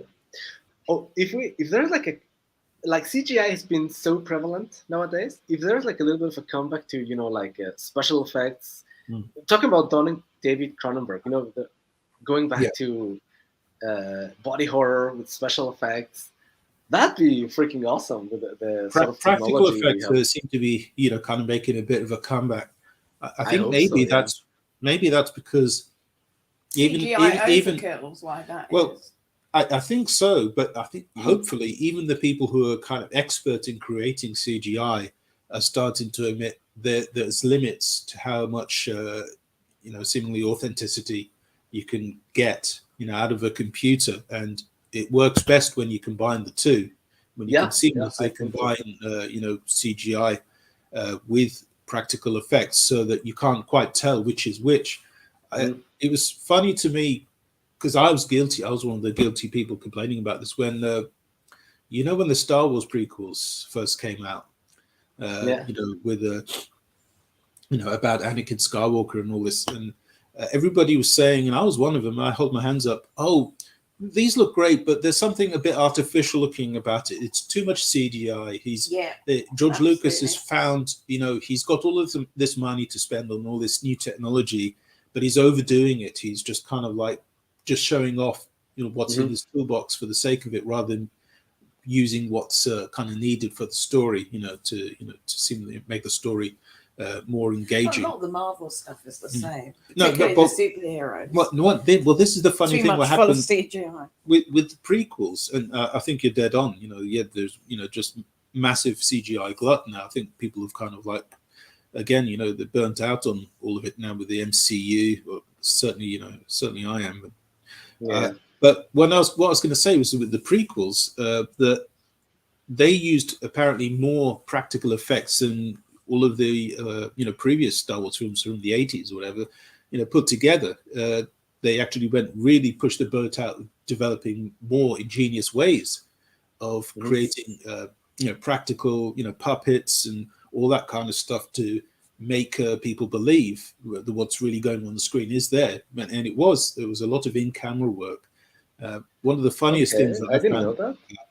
There was this, I don't know if you remember, there was this pod racing scene where there was these huge crowds all around. That was my worst scene in all those films put together. I wasn't taking scene, I really did not like that scene at all. But I was hugely taken in by thinking, well, there's all these crowds around them, so either they paid lots of extras to kind of like go to this huge stadium, or they're all CGI people, and because they're far away and you can't tell. But actually, what they did was, it was just a model. The set was like, the whole arena was an actual physical model, and the people who seemed to be all kind of like waving their hands and stuff, and bouncing around, were just what are those? What's that stuff that you stick in your ear? Earbuds. They were really. Earbuds. spray Okay. painted different colors and stuff, and they were so far away that so then they used hair dryers and all kind of stuff to make them bob around to look like from far away, off and out, away. They were, Really? button That's status. And kind of cool. so that's so okay. So I figured, okay, maybe I went too far with complaining about. Maybe it was just the story that wasn't so great, or the acting. I didn't like that scene Because I just found a reason It to was just complain about awful. everything. He complained about the prequels from that day to this. Yeah. It's never stopped. Yeah. Not that I blame you. Well, Really. now. I don't with, blame you. Yeah, the prequels Are you were a not Star Wars fan, great. David? Sorry, are you? No, not at all. I mean, I like the first three, three that came out, chronologically, Yeah, and everything exactly, after yeah. it's been like, yeah, kind But of. I don't think a lot of people who grew up with, I'm one of them, and so is Carolyn, with the original three. We also feel that the ones that came after aren't real Star Wars films. No. The prequels are, like a the spin-off, prequels like were a kind of well-made like spin-off, maybe. their own. I'd say. The ones that made by Disney, I think the less said about them, the better. Because The one thing I gotta say about The Last Jedi, the cinematography of that movie is mind-blowingly well done. The visual effects, the special effects, everything about that movie, it's like, wow, it's really nice to see. The story, the dialogue, everything else is like, what the? Yeah, so, no. Yeah, it was I a bit would of a love to- disaster area. It's, what the hell happened? I mean, I would love to see that with like a, I don't know, like heavy metal soundtrack blasting in the background, and just seeing the cool images. That's it. I think that what happened is that it got into the hands of people who are more concerned about what kind of message they're putting out and less concerned about. Absolutely. This is something that's supposed to make you, escape, into a galaxy far, far away. They forgot about that part of it. They would we're going to bring it all back down to Earth with Earth type. Sorry, problems. talking about a galaxy far, far away, I see Commie Mark is saying he's surprised to see you, but he's more surprised that your sound is good. Well, that's high praise indeed coming from Mark. I think that's the first time that we've ever had kind of like the thumbs up for our sound from Commie. You sound perfect. Yeah, no, it's all good with the sound. Yeah. Yeah, I just hopefully an improvement at least. Yeah. Yeah, of course it's an improvement. Yeah. No, the one, for example, the other one, the one that came after the whatever the name is of the last movie, there is like a scene where they're like having a space battle, and they're riding like horses on top of a ship. Yeah. It's like, how? I don't know if they were stupid. I don't know if they were just like just like drunk or smoking something funny when they came up with that idea, but it was like, I think that they were definitely taking leave of their senses a bit. Well, no, it's literally 3/4 of an hour's detour for nothing, wasn't it? Yeah, it was. Well, horses in space. I suppose that somebody within the studio there thought that was a good sounding idea, and they didn't have enough people around them to say no. Yeah, maybe. Yeah. And one thing is like, they ride horses around a spaceship to bring it down. So I don't even remember. But there's like thousands of space of the enemy spaceship.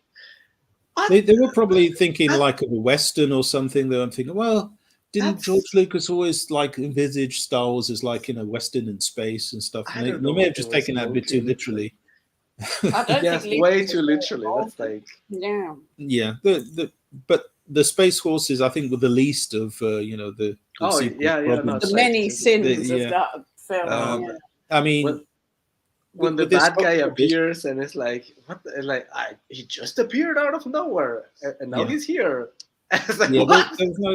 There was no rhyme or reason to just about anything that was going on there. I think it was just no. It's just it was just an excuse to just to try and get to one set piece, one after another, and largely in the surface of showing how powerful Rey is and how unstoppable she is, which just like again was kind of like really missing the point, I think, about what Star Wars was, which is about struggle, in the face of adversity. It wasn't about being so powerful that you are the adversity force yourself, and that nobody else stands a chance. people start rooting for the other ones when someone is Yeah. just too powerful. Yeah, It's like, okay, yeah, now I'm You rooting don't for want the to be little rooting guy. for the Empire, when you're watching Star Wars, really. It's like, Yeah, you shouldn't be rooting for the Taking a long Empire, time. but this Rey character is so insufferable. It's like Yeah. I'm rooting for the First Order or whatever Exactly. the name was. Yeah, and they didn't do a lot of the other newer characters much credit.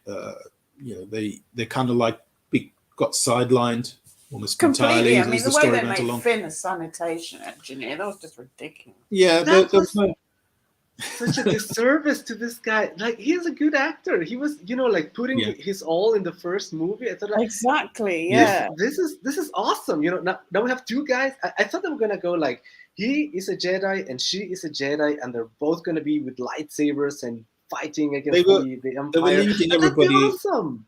They were Yeah. leading everybody along that something like that was going to happen, and I guess they thought they were being clever and just saying, "Yeah, we were only kidding. Flynn's not really." No, a I don't Jedi. think that was it He, at all. he I really think is they were just a sanitation stupid. officer. That stupid scene where he gets up with all that life support stuff Yeah. just spurting. Yeah, they were. That is the most ridiculous thing. I think that they must have been watching the prequels and thinking, "Yeah, we needed another Jar Jar Binks character. Who Oh my can we get God. Yeah, to but play that this?" was not. That came out of nowhere, and it was completely. That's almost unjustified. borderline racist. What It was the the hell? worst thing about that. Yeah, film. poor- What are you Flynn. doing, guys? Yeah, but Like I mean, Oh my God. we would have maybe have gotten another Ryan Johnson trilogy if the Rise of Skywalker had done a bit better, maybe. But I think they kind of they thought it over, and they kind of figured, I guess these movies didn't do as well as we wanted them to, with most of the public. So we've got to rethink. Thank God. Thank God. Thank God for small. So I mean, as you say, I mean, we don't consider ourselves, fans of Star Wars. If the general consensus now is that Star Wars films are the whole Disney thing. No, absolutely not. The first three are the only ones that are really acknowledged. I agree with you. I think that's it. Yeah, totally. But the prequels are not that bad, but they're not so bad in light of the new one. Yeah, on reflection. Yes, they have almost become works of genius, haven't they? When you think of the last three. Yeah. No, exactly. Compared to the sequels, they're worthy of being put in the Smithsonian. The prequels. They're not so bad now. There's what? They're not so bad. Forgiven. No, I wouldn't say all is forgiven. Yeah, I'd just say mostly. a No, little of course bit not. forgiven. So what got you into making comics? Like, you were talking about the comics. You came with 5 years to the UK. You're kind of a sci-fi fan, it seems. What got you into making Mortal my Men? own? Like, what inspired you to make Mortal Well, Men? I was kind of like doodling for the most part. I kind of always used to play with the idea of doing comics, but I never really kind of made much headway rather than doing a couple of panels or so. Kind of Caroline, who kind of had enough of seeing me just like doodling around, said, you're doing this all the time. You've actually got to produce a book. You've actually got to. She's produced pretty much. I would probably still be like scribbling in notebooks even now. She said, you've kind of written the script. We actually, finalized the script together when she was insistent. So I had a lot of notes, really. I didn't have a script. I had a lot of notes, and I had a lot of kind of concept drawings, very rough concept drawings at the time. This is going back a few years now. But they were that was really good, that concept art. That's the point. So I guess the reason I was toying around with hoping to someday produce a comic was because there wasn't really many good comics to read around anymore.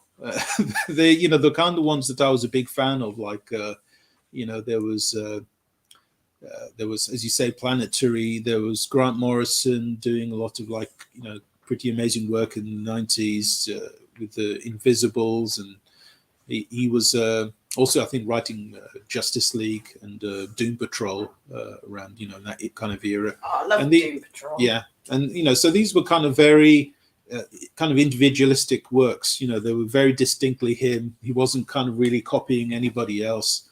So there was quite a lot of that going on at the time. Garth Ennis, he's the guy who's behind The Boys now. I don't know if you've seen that TV series. But that was something that No, I've seen bits of it here and there, but I know. he's apparently quite.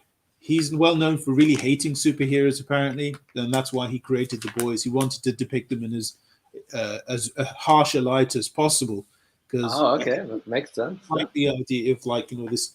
I think the way he sees it as an unfair advantage. There being kind of beings walking the earth who are just so much more mighty than everybody else, and yeah, I could kind of see his point with that, but I think he kind of forgot that there is a big fantasy element to that. It's not about people watching these movies because they think, yeah, we think it'd be a really good idea for there to be a Superman or a Captain America, in every state or something, to watch over us. I think it's more of a kind of like it's an entertainment thing. It's just a work of fantasy, imaginative fantasy, kind of like to, maybe take you back to your happy place of your childhood. But I don't think there's much wrong with that. I don't think anybody who writes these kind of comics or make these kinds of movies is actually advocating that, we need, superhuman vigilantes on watch, in the skies and everywhere. Well, that's what I like about Kingdom Come, that it was quite realistic. It was a little bit sad, but still hopeful. Yeah. Like at the end of the day, the heroes were trying to be heroes and do something good, despite the thing being. They were finding it difficult, weren't they? Because there was a lot of real world problems and to deal with. The consequences of their battles. Or almost not being mindful of the destruction that was like being wrecked on the cities. And there were also, I guess, their tearaway children. There was that kind of storyline as well. Who they didn't take after the kind of the moral principles that their parents had, but they did retain the power and the kind of the degree of destruction that they could level. And so that it was no longer a given, I think, in that storyline that goodness is just like this attribute that superheroes will always have, or their next generations will always have. So, that was pretty interesting, where they took all that. Yeah, because I guess we would probably assume that maybe if Superman, had a child or something with Lois Lane, that child would be just another kind of duplicate of Superman himself, retaining all of the caring about humanity and all this kind of stuff, which not necessarily, but due to his upbringing, maybe not. I mean, for example, how much like everybody's parents do most people aspire to be? Not everybody really wants to be that close. People find their own careers and their own follow their own dreams and everything, and they can stray quite far from whatever their parents envisaged them to be. But that's that's how human it should freedom. be. Yeah, that's their free will. Yeah, but they also have their moral principles. A lot of the time, they have their own variations on what they think is the right thing to do, and politics and such. I think that kids usually try to strive away from what their parents want them to be, but at the end of the day, at some point, like they are grown-ups and they are very similar to their parents. Anyway, it's life has a funny way of like sending people on an arc like that. That they'll go through the teenage and time, then the college, when they maybe kind of like get radicalized to and they have this big bleeding that hearts. Means a totally different thing now to the thing it meant when we were like the 60s when you had there was the kind of the people who were the massively pro pacifism sexual liberation. But later on they revert to their kind of their parents' more conservative outlook because we realized it wasn't that realistic because the world is a much more unstable, chaotic place than you imagine. Maybe when you're far younger and more idealistic. So it's no, but some people stay that way, or maybe they find like a happy medium, maybe between there. I mean, the way I see it, I mean, myself and Caroline, we're kind of somewhere in the middle. We're pretty centrist. I think in our outlook, we kind of agree that people who are in big trouble, need to be helped out. But there's a limit on, how much society can be expected to extend, that level of, sympathy and charity. But and you also can't have nannying. Yeah, and also the idea that that the state has any business kind of intervening, in people's personal lives and their principles. I don't There should agree be with like that. a happy medium where, of course, to have like some sort of a social net, safety net. That's a good thing, and if the government Yeah. is taking a little bit of responsibility Yeah. for it, that's good. But it cannot be that much that it becomes an incentive to vote a certain way. Then it's Well- kind of missing the point. That's almost like not extortion, but it's almost like it becomes a tool to entice people to vote a certain way. And then, Yeah. then it's no longer really like a social net. It's not really altruistic. It's more like a tool to. Or democratic. I think it's a baited hook. Because this Mhm. idea that the state would somehow, it just cares about the people so much, it just wants to extend a hand all the time and just Yeah. give handouts Right. at any opportunities. That's quite naive thinking for anybody who thinks that that's how a state can really operate or would ever really want to. There's always a catch. There's always strings attached. So the people who perhaps think it's idealistic that everybody, this whole idea of everybody gets a trophy, everybody gets a handout. It's like I said, I think it's a baited hook. It's people who fall for that don't realize that it's almost like that story about the lotus eaters. It's going to send you to sleep and divest you of any kind of motivation to pursue your own life, and create your own reality, create your own life. You'd have somebody who is all too happy to step in and say, "Oh no, it's okay. I'll take over the controls here. You just It's you kind of just comfortable. take I a think nap." a lot of people. I think a lot of people like the idea of communism because it's comfortable to the idea that someone takes all the decision for you. Mm. You just do a little bit of work here, and you Mhm. get the same money that everyone gets, and then you're free to do whatever hobby you Yeah. want. Like the idea sounds good, and that's why a lot of people, I think, especially young people, It's like with so many. idealistic young people, are attracted to this idea. But of course, you don't realize it's like you said, it's just a bait. Not like once you're in the system, like now you're gonna work, my friend. I'm pretty convinced, that there's this idea that where there was all of this Anonymous and Occupy Wall Street and all this kind of business happening, a few years back, just before the whole kind of like the whole woke cultural shift seemed to happen, and a lot of people seem to think that was actually artificially installed by the corporations who were kind of feeling under threat by all of this protesting against the banks who were. But it was gaining traction. Wasn't but the corruption within the political system, the economic system, which was a lot of what people were in agreement on, especially after the economic collapse of the late 2000s. People felt, this needs to be reviewed. This needs to be looked at because a lot of people who have been given their golden parachutes, who've ridden the economy, and whereas lots of people have been left to suffer through no fault of their own. The garden path.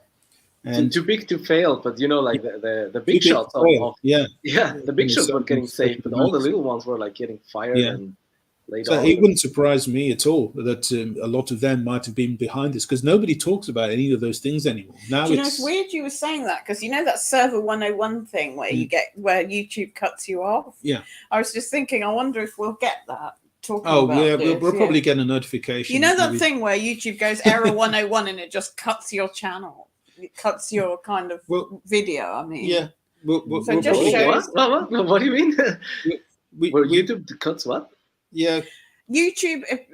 I forget I think it's error 101. It kept happening during the pandemic. If you use certain words during a video, it would literally cut your stream off. It would cut the stream off, and you'd have to kind of log back in again with a new link. Mm. Right. I remember that a little bit. Never happened to me, but I've heard that people got their channels, like all of a sudden that's why they were not using those words. They said the beer sickness. Yeah, exactly. And I was just wondering then if that would happen. I think that when this whole kind of cultural kind of crisis thing happened, of identity politics, everything was like any kind of reference or kind of insinuation about it could be put into a film or a comic book, and people kind of like seeing, are we imagining this, or is this really happening? And yeah, it really is happening. Well, it's the frog in the water, and the people are kind of pretty sick, of seeing it, because nobody really wants to be kind of nursemaided about what their politics should be, or their principles. A little bit now and then, maybe a bit like salt and pepper, but a bit of variety of opinions, not just like the one kind of lockstep opinion that this is what everybody needs to be thinking now.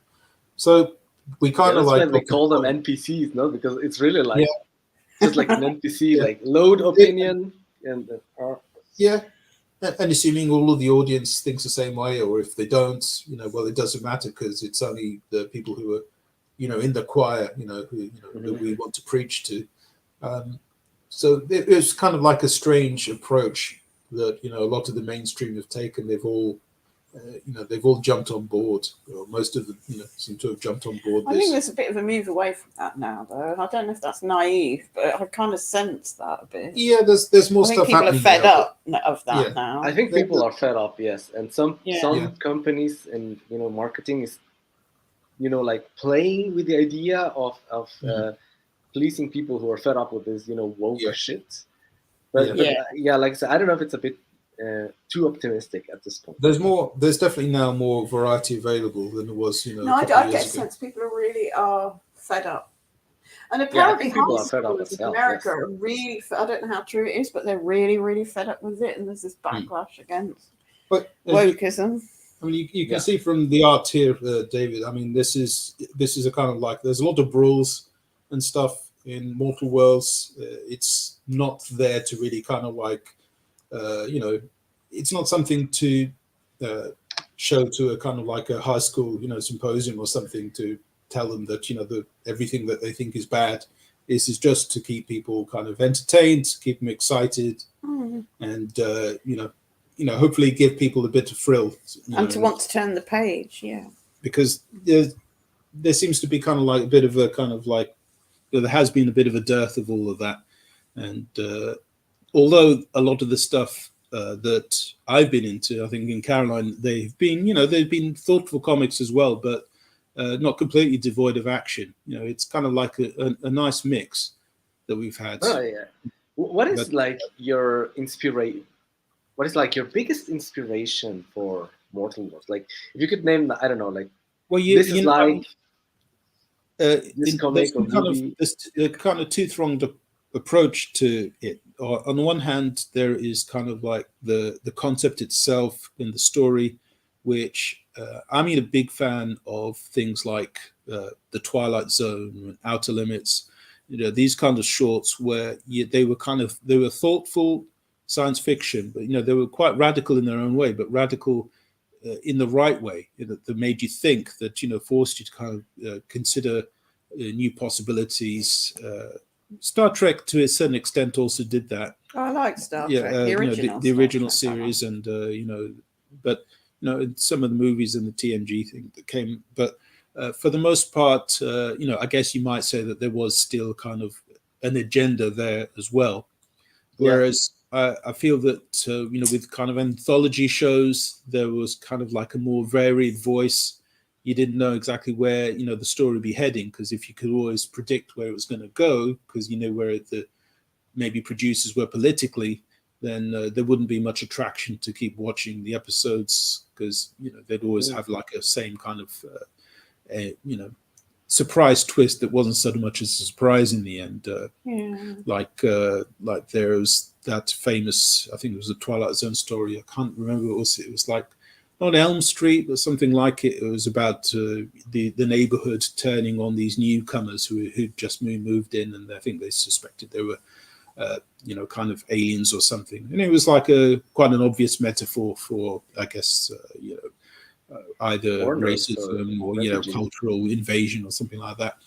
And once in a while, that's fine. But if every episode was like that, then you'd say, "Oh, this is a one-note thing." It's like, I get the message. It's bad to be prejudiced or stuff. But if everything was like that, then you'd lose interest. What I wanted to do, and I think Caroline, she had her own idea as well, which kind of thankfully kind of dovetailed with mine, is that although we like, kind of surprise endings, and cliffhangers and that kind of stuff, there needs to be a bit of meat to the bones as well. Because if that's all you've got, then again you won't necessarily care much about the characters' fates or anything like that, because you're just thinking, it's this guy who's responsible or that guy, but it'd be kind of a bit hollow if you didn't care why.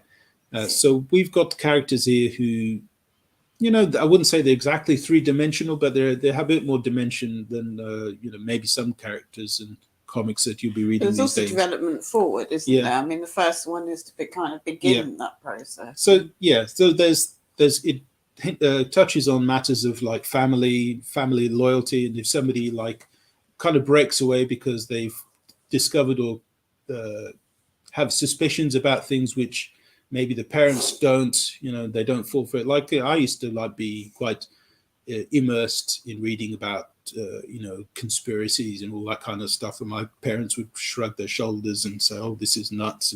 Later on, I could kind of see their point of view, but when you're kind of quite open-minded at the time as a teenager, something you're reading just about anything that is kind of counter to the narrative. So you're like a sponge.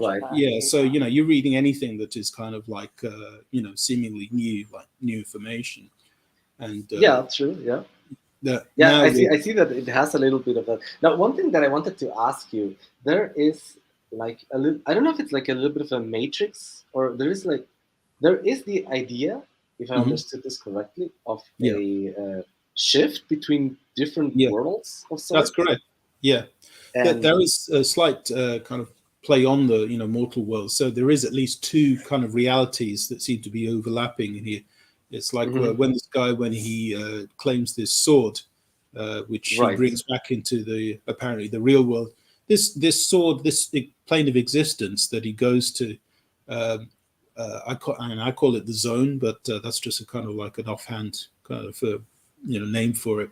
But it's essentially comes from the idea of the unconscious, and it's kind of like it's a world that kind of exists in its own right, much the same as kind of like I guess Freud and Jung discussed, what they call the unconscious. It's the kind of plane of reality which is every bit as real, at least to us, while we're experiencing it, like if we're having dreams or if we're in a kind of like a hypnotic state or all kinds of things. It's almost like we have access to this other reality, which, to all intents and purposes, as far as the person experiencing it, it's every bit as real, or it's the primary reality, and the physical world as we know it has gone away somewhere or is forgotten about while we're having the dream, or while we're having a kind of an induced kind of hypnotic state. So I'm not explicit about whether this world, you can see where he's kind of like hanging on to the edge of this cliff here. Right.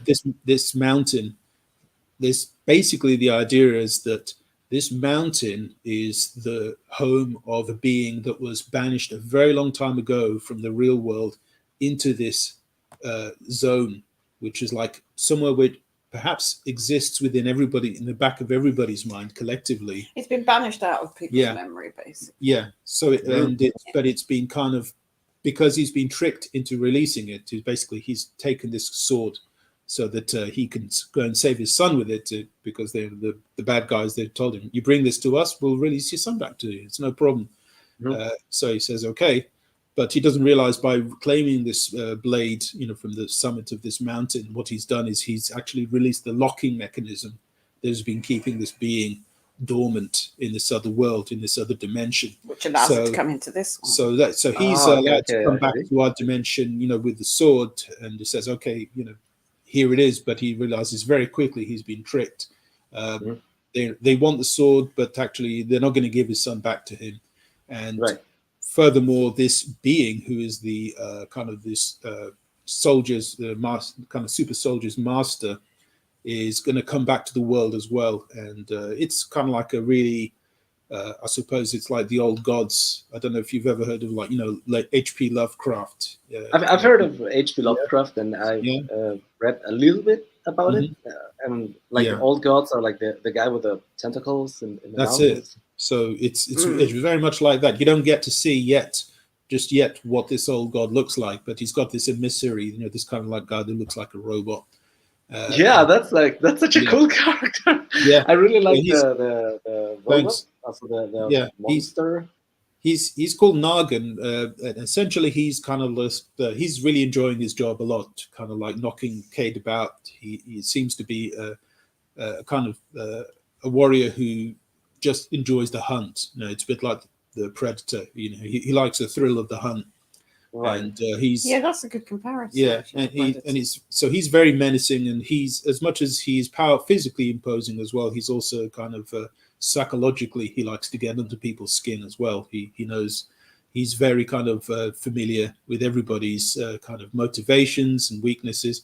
Because I love this page where like there's like two fighter jets, and they're like, stand down, put down your weapons, and then he like flies through one of them or something like that. Yeah. It's like he's just having a good old time there. He's just like making mincemeat out of the people who are supposed to be protecting the city. So it's he's a almost invincible opponent. But not we quite. don't find out just yet if there's any way of beating him. And we're also reminded that he's only a small fish in this pond. The big fish is still to come. This master of this mountain, that's called Zor. Zor is this ancient entity. Yeah, right, he's behind all this, and he knows how to really get under in Saiga's head. It seems that he's been studying Saiga quite closely. Doesn't really disclose too early on why it's been doing this, but there seems to be a kind of connection that they have. Because this one lays the groundwork, and I think it's the next one kind of expands on that. And you get to see a bit more and understand a bit more. But it's like there's stuff that this guy, the guy in the red top, Cade, he's not a simpleton of any kind, but he's not too well versed in the whole politics that have been going on around the kind of the base where he's been working. He's kind of like a hatchet man. He's been there to kind of just be head security. But he's also more than that. And not to ask too many questions, but rather his son is kind of the opposite of him. He's been snooping around the base for quite a while, even though he's not meant to, and causing quite a bit of trouble for Cade's superiors. And so they're like, we're going to take this kid out of the picture, but maybe we can get Cade to behave himself a bit more. We can get what we want out of him, which is to bring our master back. So they're kind of like they're the disciples. They're the secret disciples of this mountain lord. This being who's wants to come back to our world. He's been banished by people, these ancients, from long before, modern humanity's been about. So Cade's really been kind of tricked and kind of, he's really up against it. He's been made a kind of like a scapegoat in some way as well, because, he feels, he's responsible by the end of the book for releasing, these horrors on the world. All he wanted to do was, get the sword into the hands of his boss, who said, all right, you bring me this, you'll get your son back. And, you can go off into the sunset and, and that's not quite what happens. They've still got plans, and, that sword will still be coming into play with that. He does get it back from them for a while, but, this robot being thinks, actually this blade will be much better in my own hands. I can, much as I can create a lot of trouble on my own, I can create even more with this blade. So Cade's not too happy about that, and tries to keep it out of its midst for as long as he can. But, no, I like that he's not like a brutish soldier. Like he has his mind of his own, and he's like the thing he does is to save his son, so it makes sense. It's not just like here money, do this, and he does. He's trying to do the right thing, but it's every step of the way it's being made harder for him. Because he realizes he just act against it. I mean, it seems to be like an uphill battle for sure. Yeah.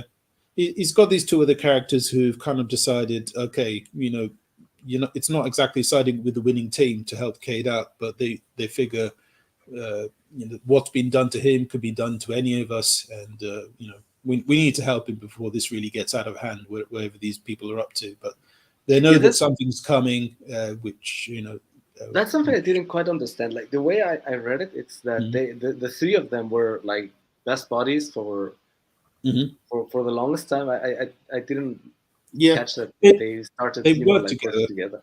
They're not great friends, but they work together, and they've got more loyalty between the three of them than they have for pretty much anybody else in the base. So Right. this is the first time they've kind of like become a fighting force unto their own rights. They used to be kind of under other people's command, but early on in the book, you see that they kind of like they turn against their masters because they're asked to fire on an unarmed ship, which they're not happy about at all, and also an unarmed guy, on the ground. It's a turn of events for them. They're not happy about this. They're saying, "Where is all this coming from?" The reason why they've been asked to do this is because their masters are kind of starting to show their true colors. They've got plans, which involve the rest of the world, which involve bringing back this ancient entity, and kind of so Cade and his associates. They're almost they're kind of like obsolete now. There's new fighters coming along the line who are kind of like going to replace them, Like the and robot guy. yeah.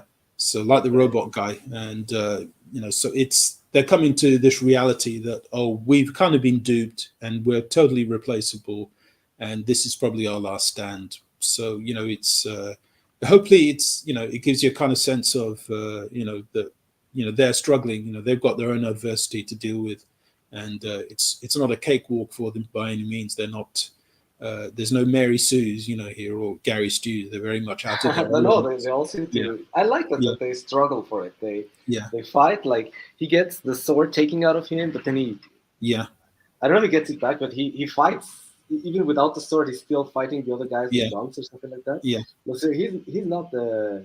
No, Yeah. I like it. I like it that he struggles and then he's not, Yeah. And we John we is also like, okay, I get need again, and he goes for it. yeah. He's by the end of it, they're all pretty much exhausted by the end of the first book, and that's kind of the plan that the bad guys, they figured even if they survive this long, it's like, well, we've got a few more revelations, we've got a couple more tricks to show you, just when you think that maybe we've exhausted all of our kind of tricks, we haven't. We've only just gotten started, so hopefully with the start of the new book, the stakes are already pretty high, and we've got kind of like some high anticipation of like well, just what hope is there for them now, because it looks like by the end of the book it's also hinted, not to try to give too much away for anyone who hasn't read it yet, but at the end that there is this big connection between Cade and this entity that's about to come down the line. So this kind of robot being that he's been fighting, it's almost like been a bit of a stalling tactic just to allow this entity time to kind of like fully energize, come through the this kind of like dimensional shift into to the real world. And, I have a question. Like the robot guy, he has a connection with the sun. Mm-hmm. Yeah, there is something between them, right? Yeah, the robot guy likes to try and get into Cade's head a little bit. So the robot guy, he's not actually a robot. There is someone actually in there, but he tries to insinuate, oh well, your son's missing. Maybe I'm your son. Are you sure you even try and take I was me like, out? is he the son? And, is the son inside, or is and it like connection? So yeah, and at the same time, he's beating the shit out of Cade's, and he's saying, well, this is just payback, for never supporting me. So Cade's like, what, really? Yeah, doesn't even know what to make of this, but he's having to pull his punches against something that is massively more powerful than him anyway. But he's not sure if it's just playing with him. So by the end of it, you kind of get to find out, no, it's not the kid in there. So kind of Cade thankful for that. But there's something even worse, which is towards the end, like last few panels, it starts to be revealed what's going on with Nargan. This robot guy. It's not a robot, but it's probably something quite a lot worse. And I'm gonna have to read it again.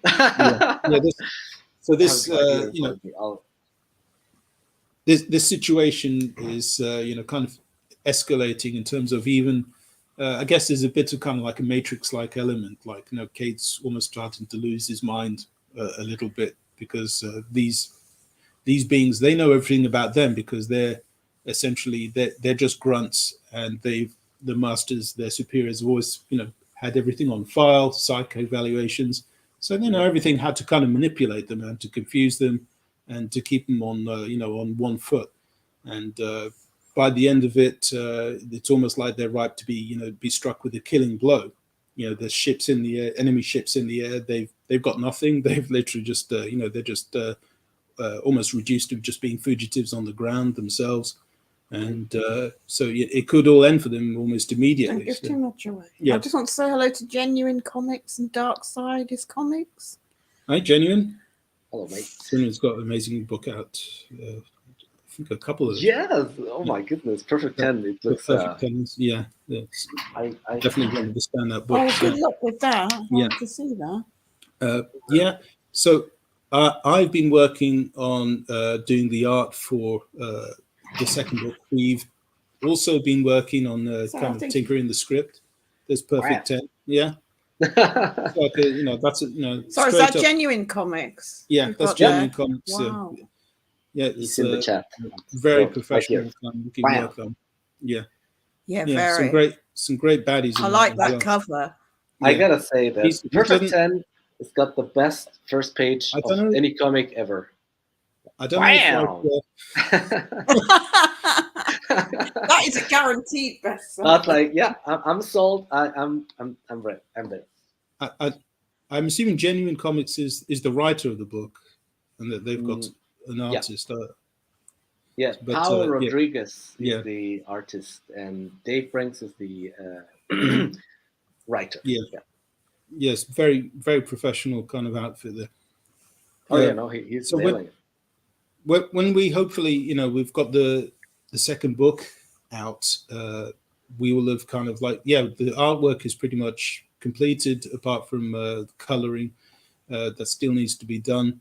The script has been tweaked a bit to keep it kind of tight, but there is going to be a couple of big revelations in the second book, because, for example, one of the big mysteries in the first book is, well, who is that robot guy, or is that a suit of armor, or what's going on in yeah, that's like is he the and son? you get Like, what is it?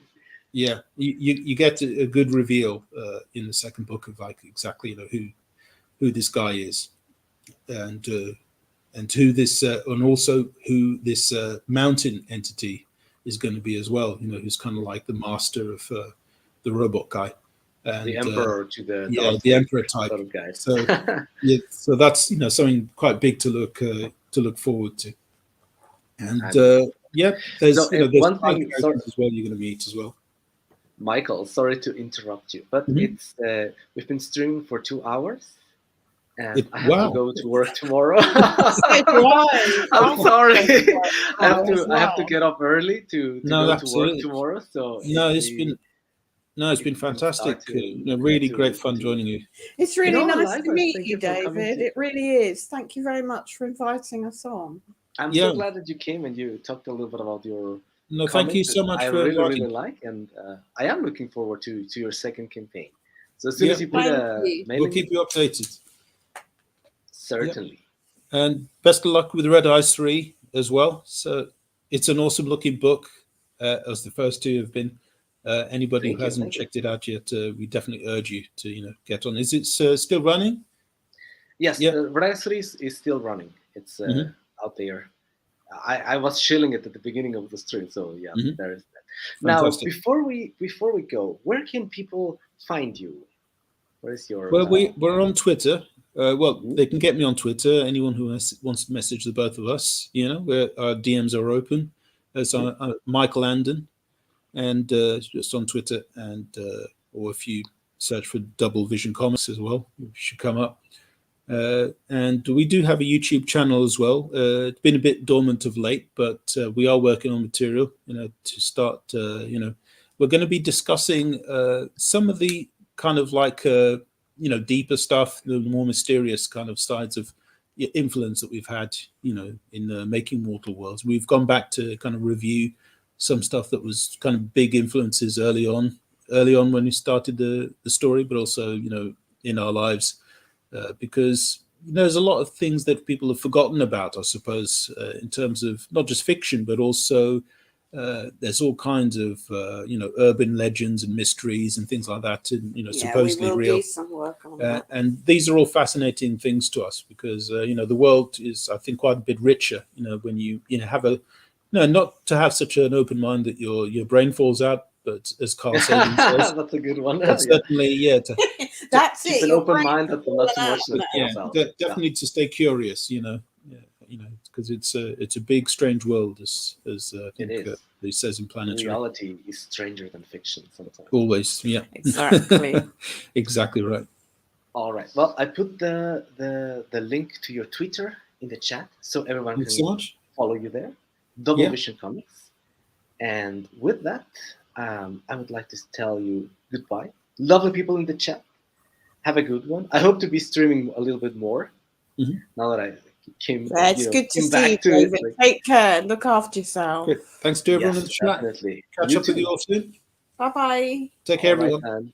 Cheers, mate.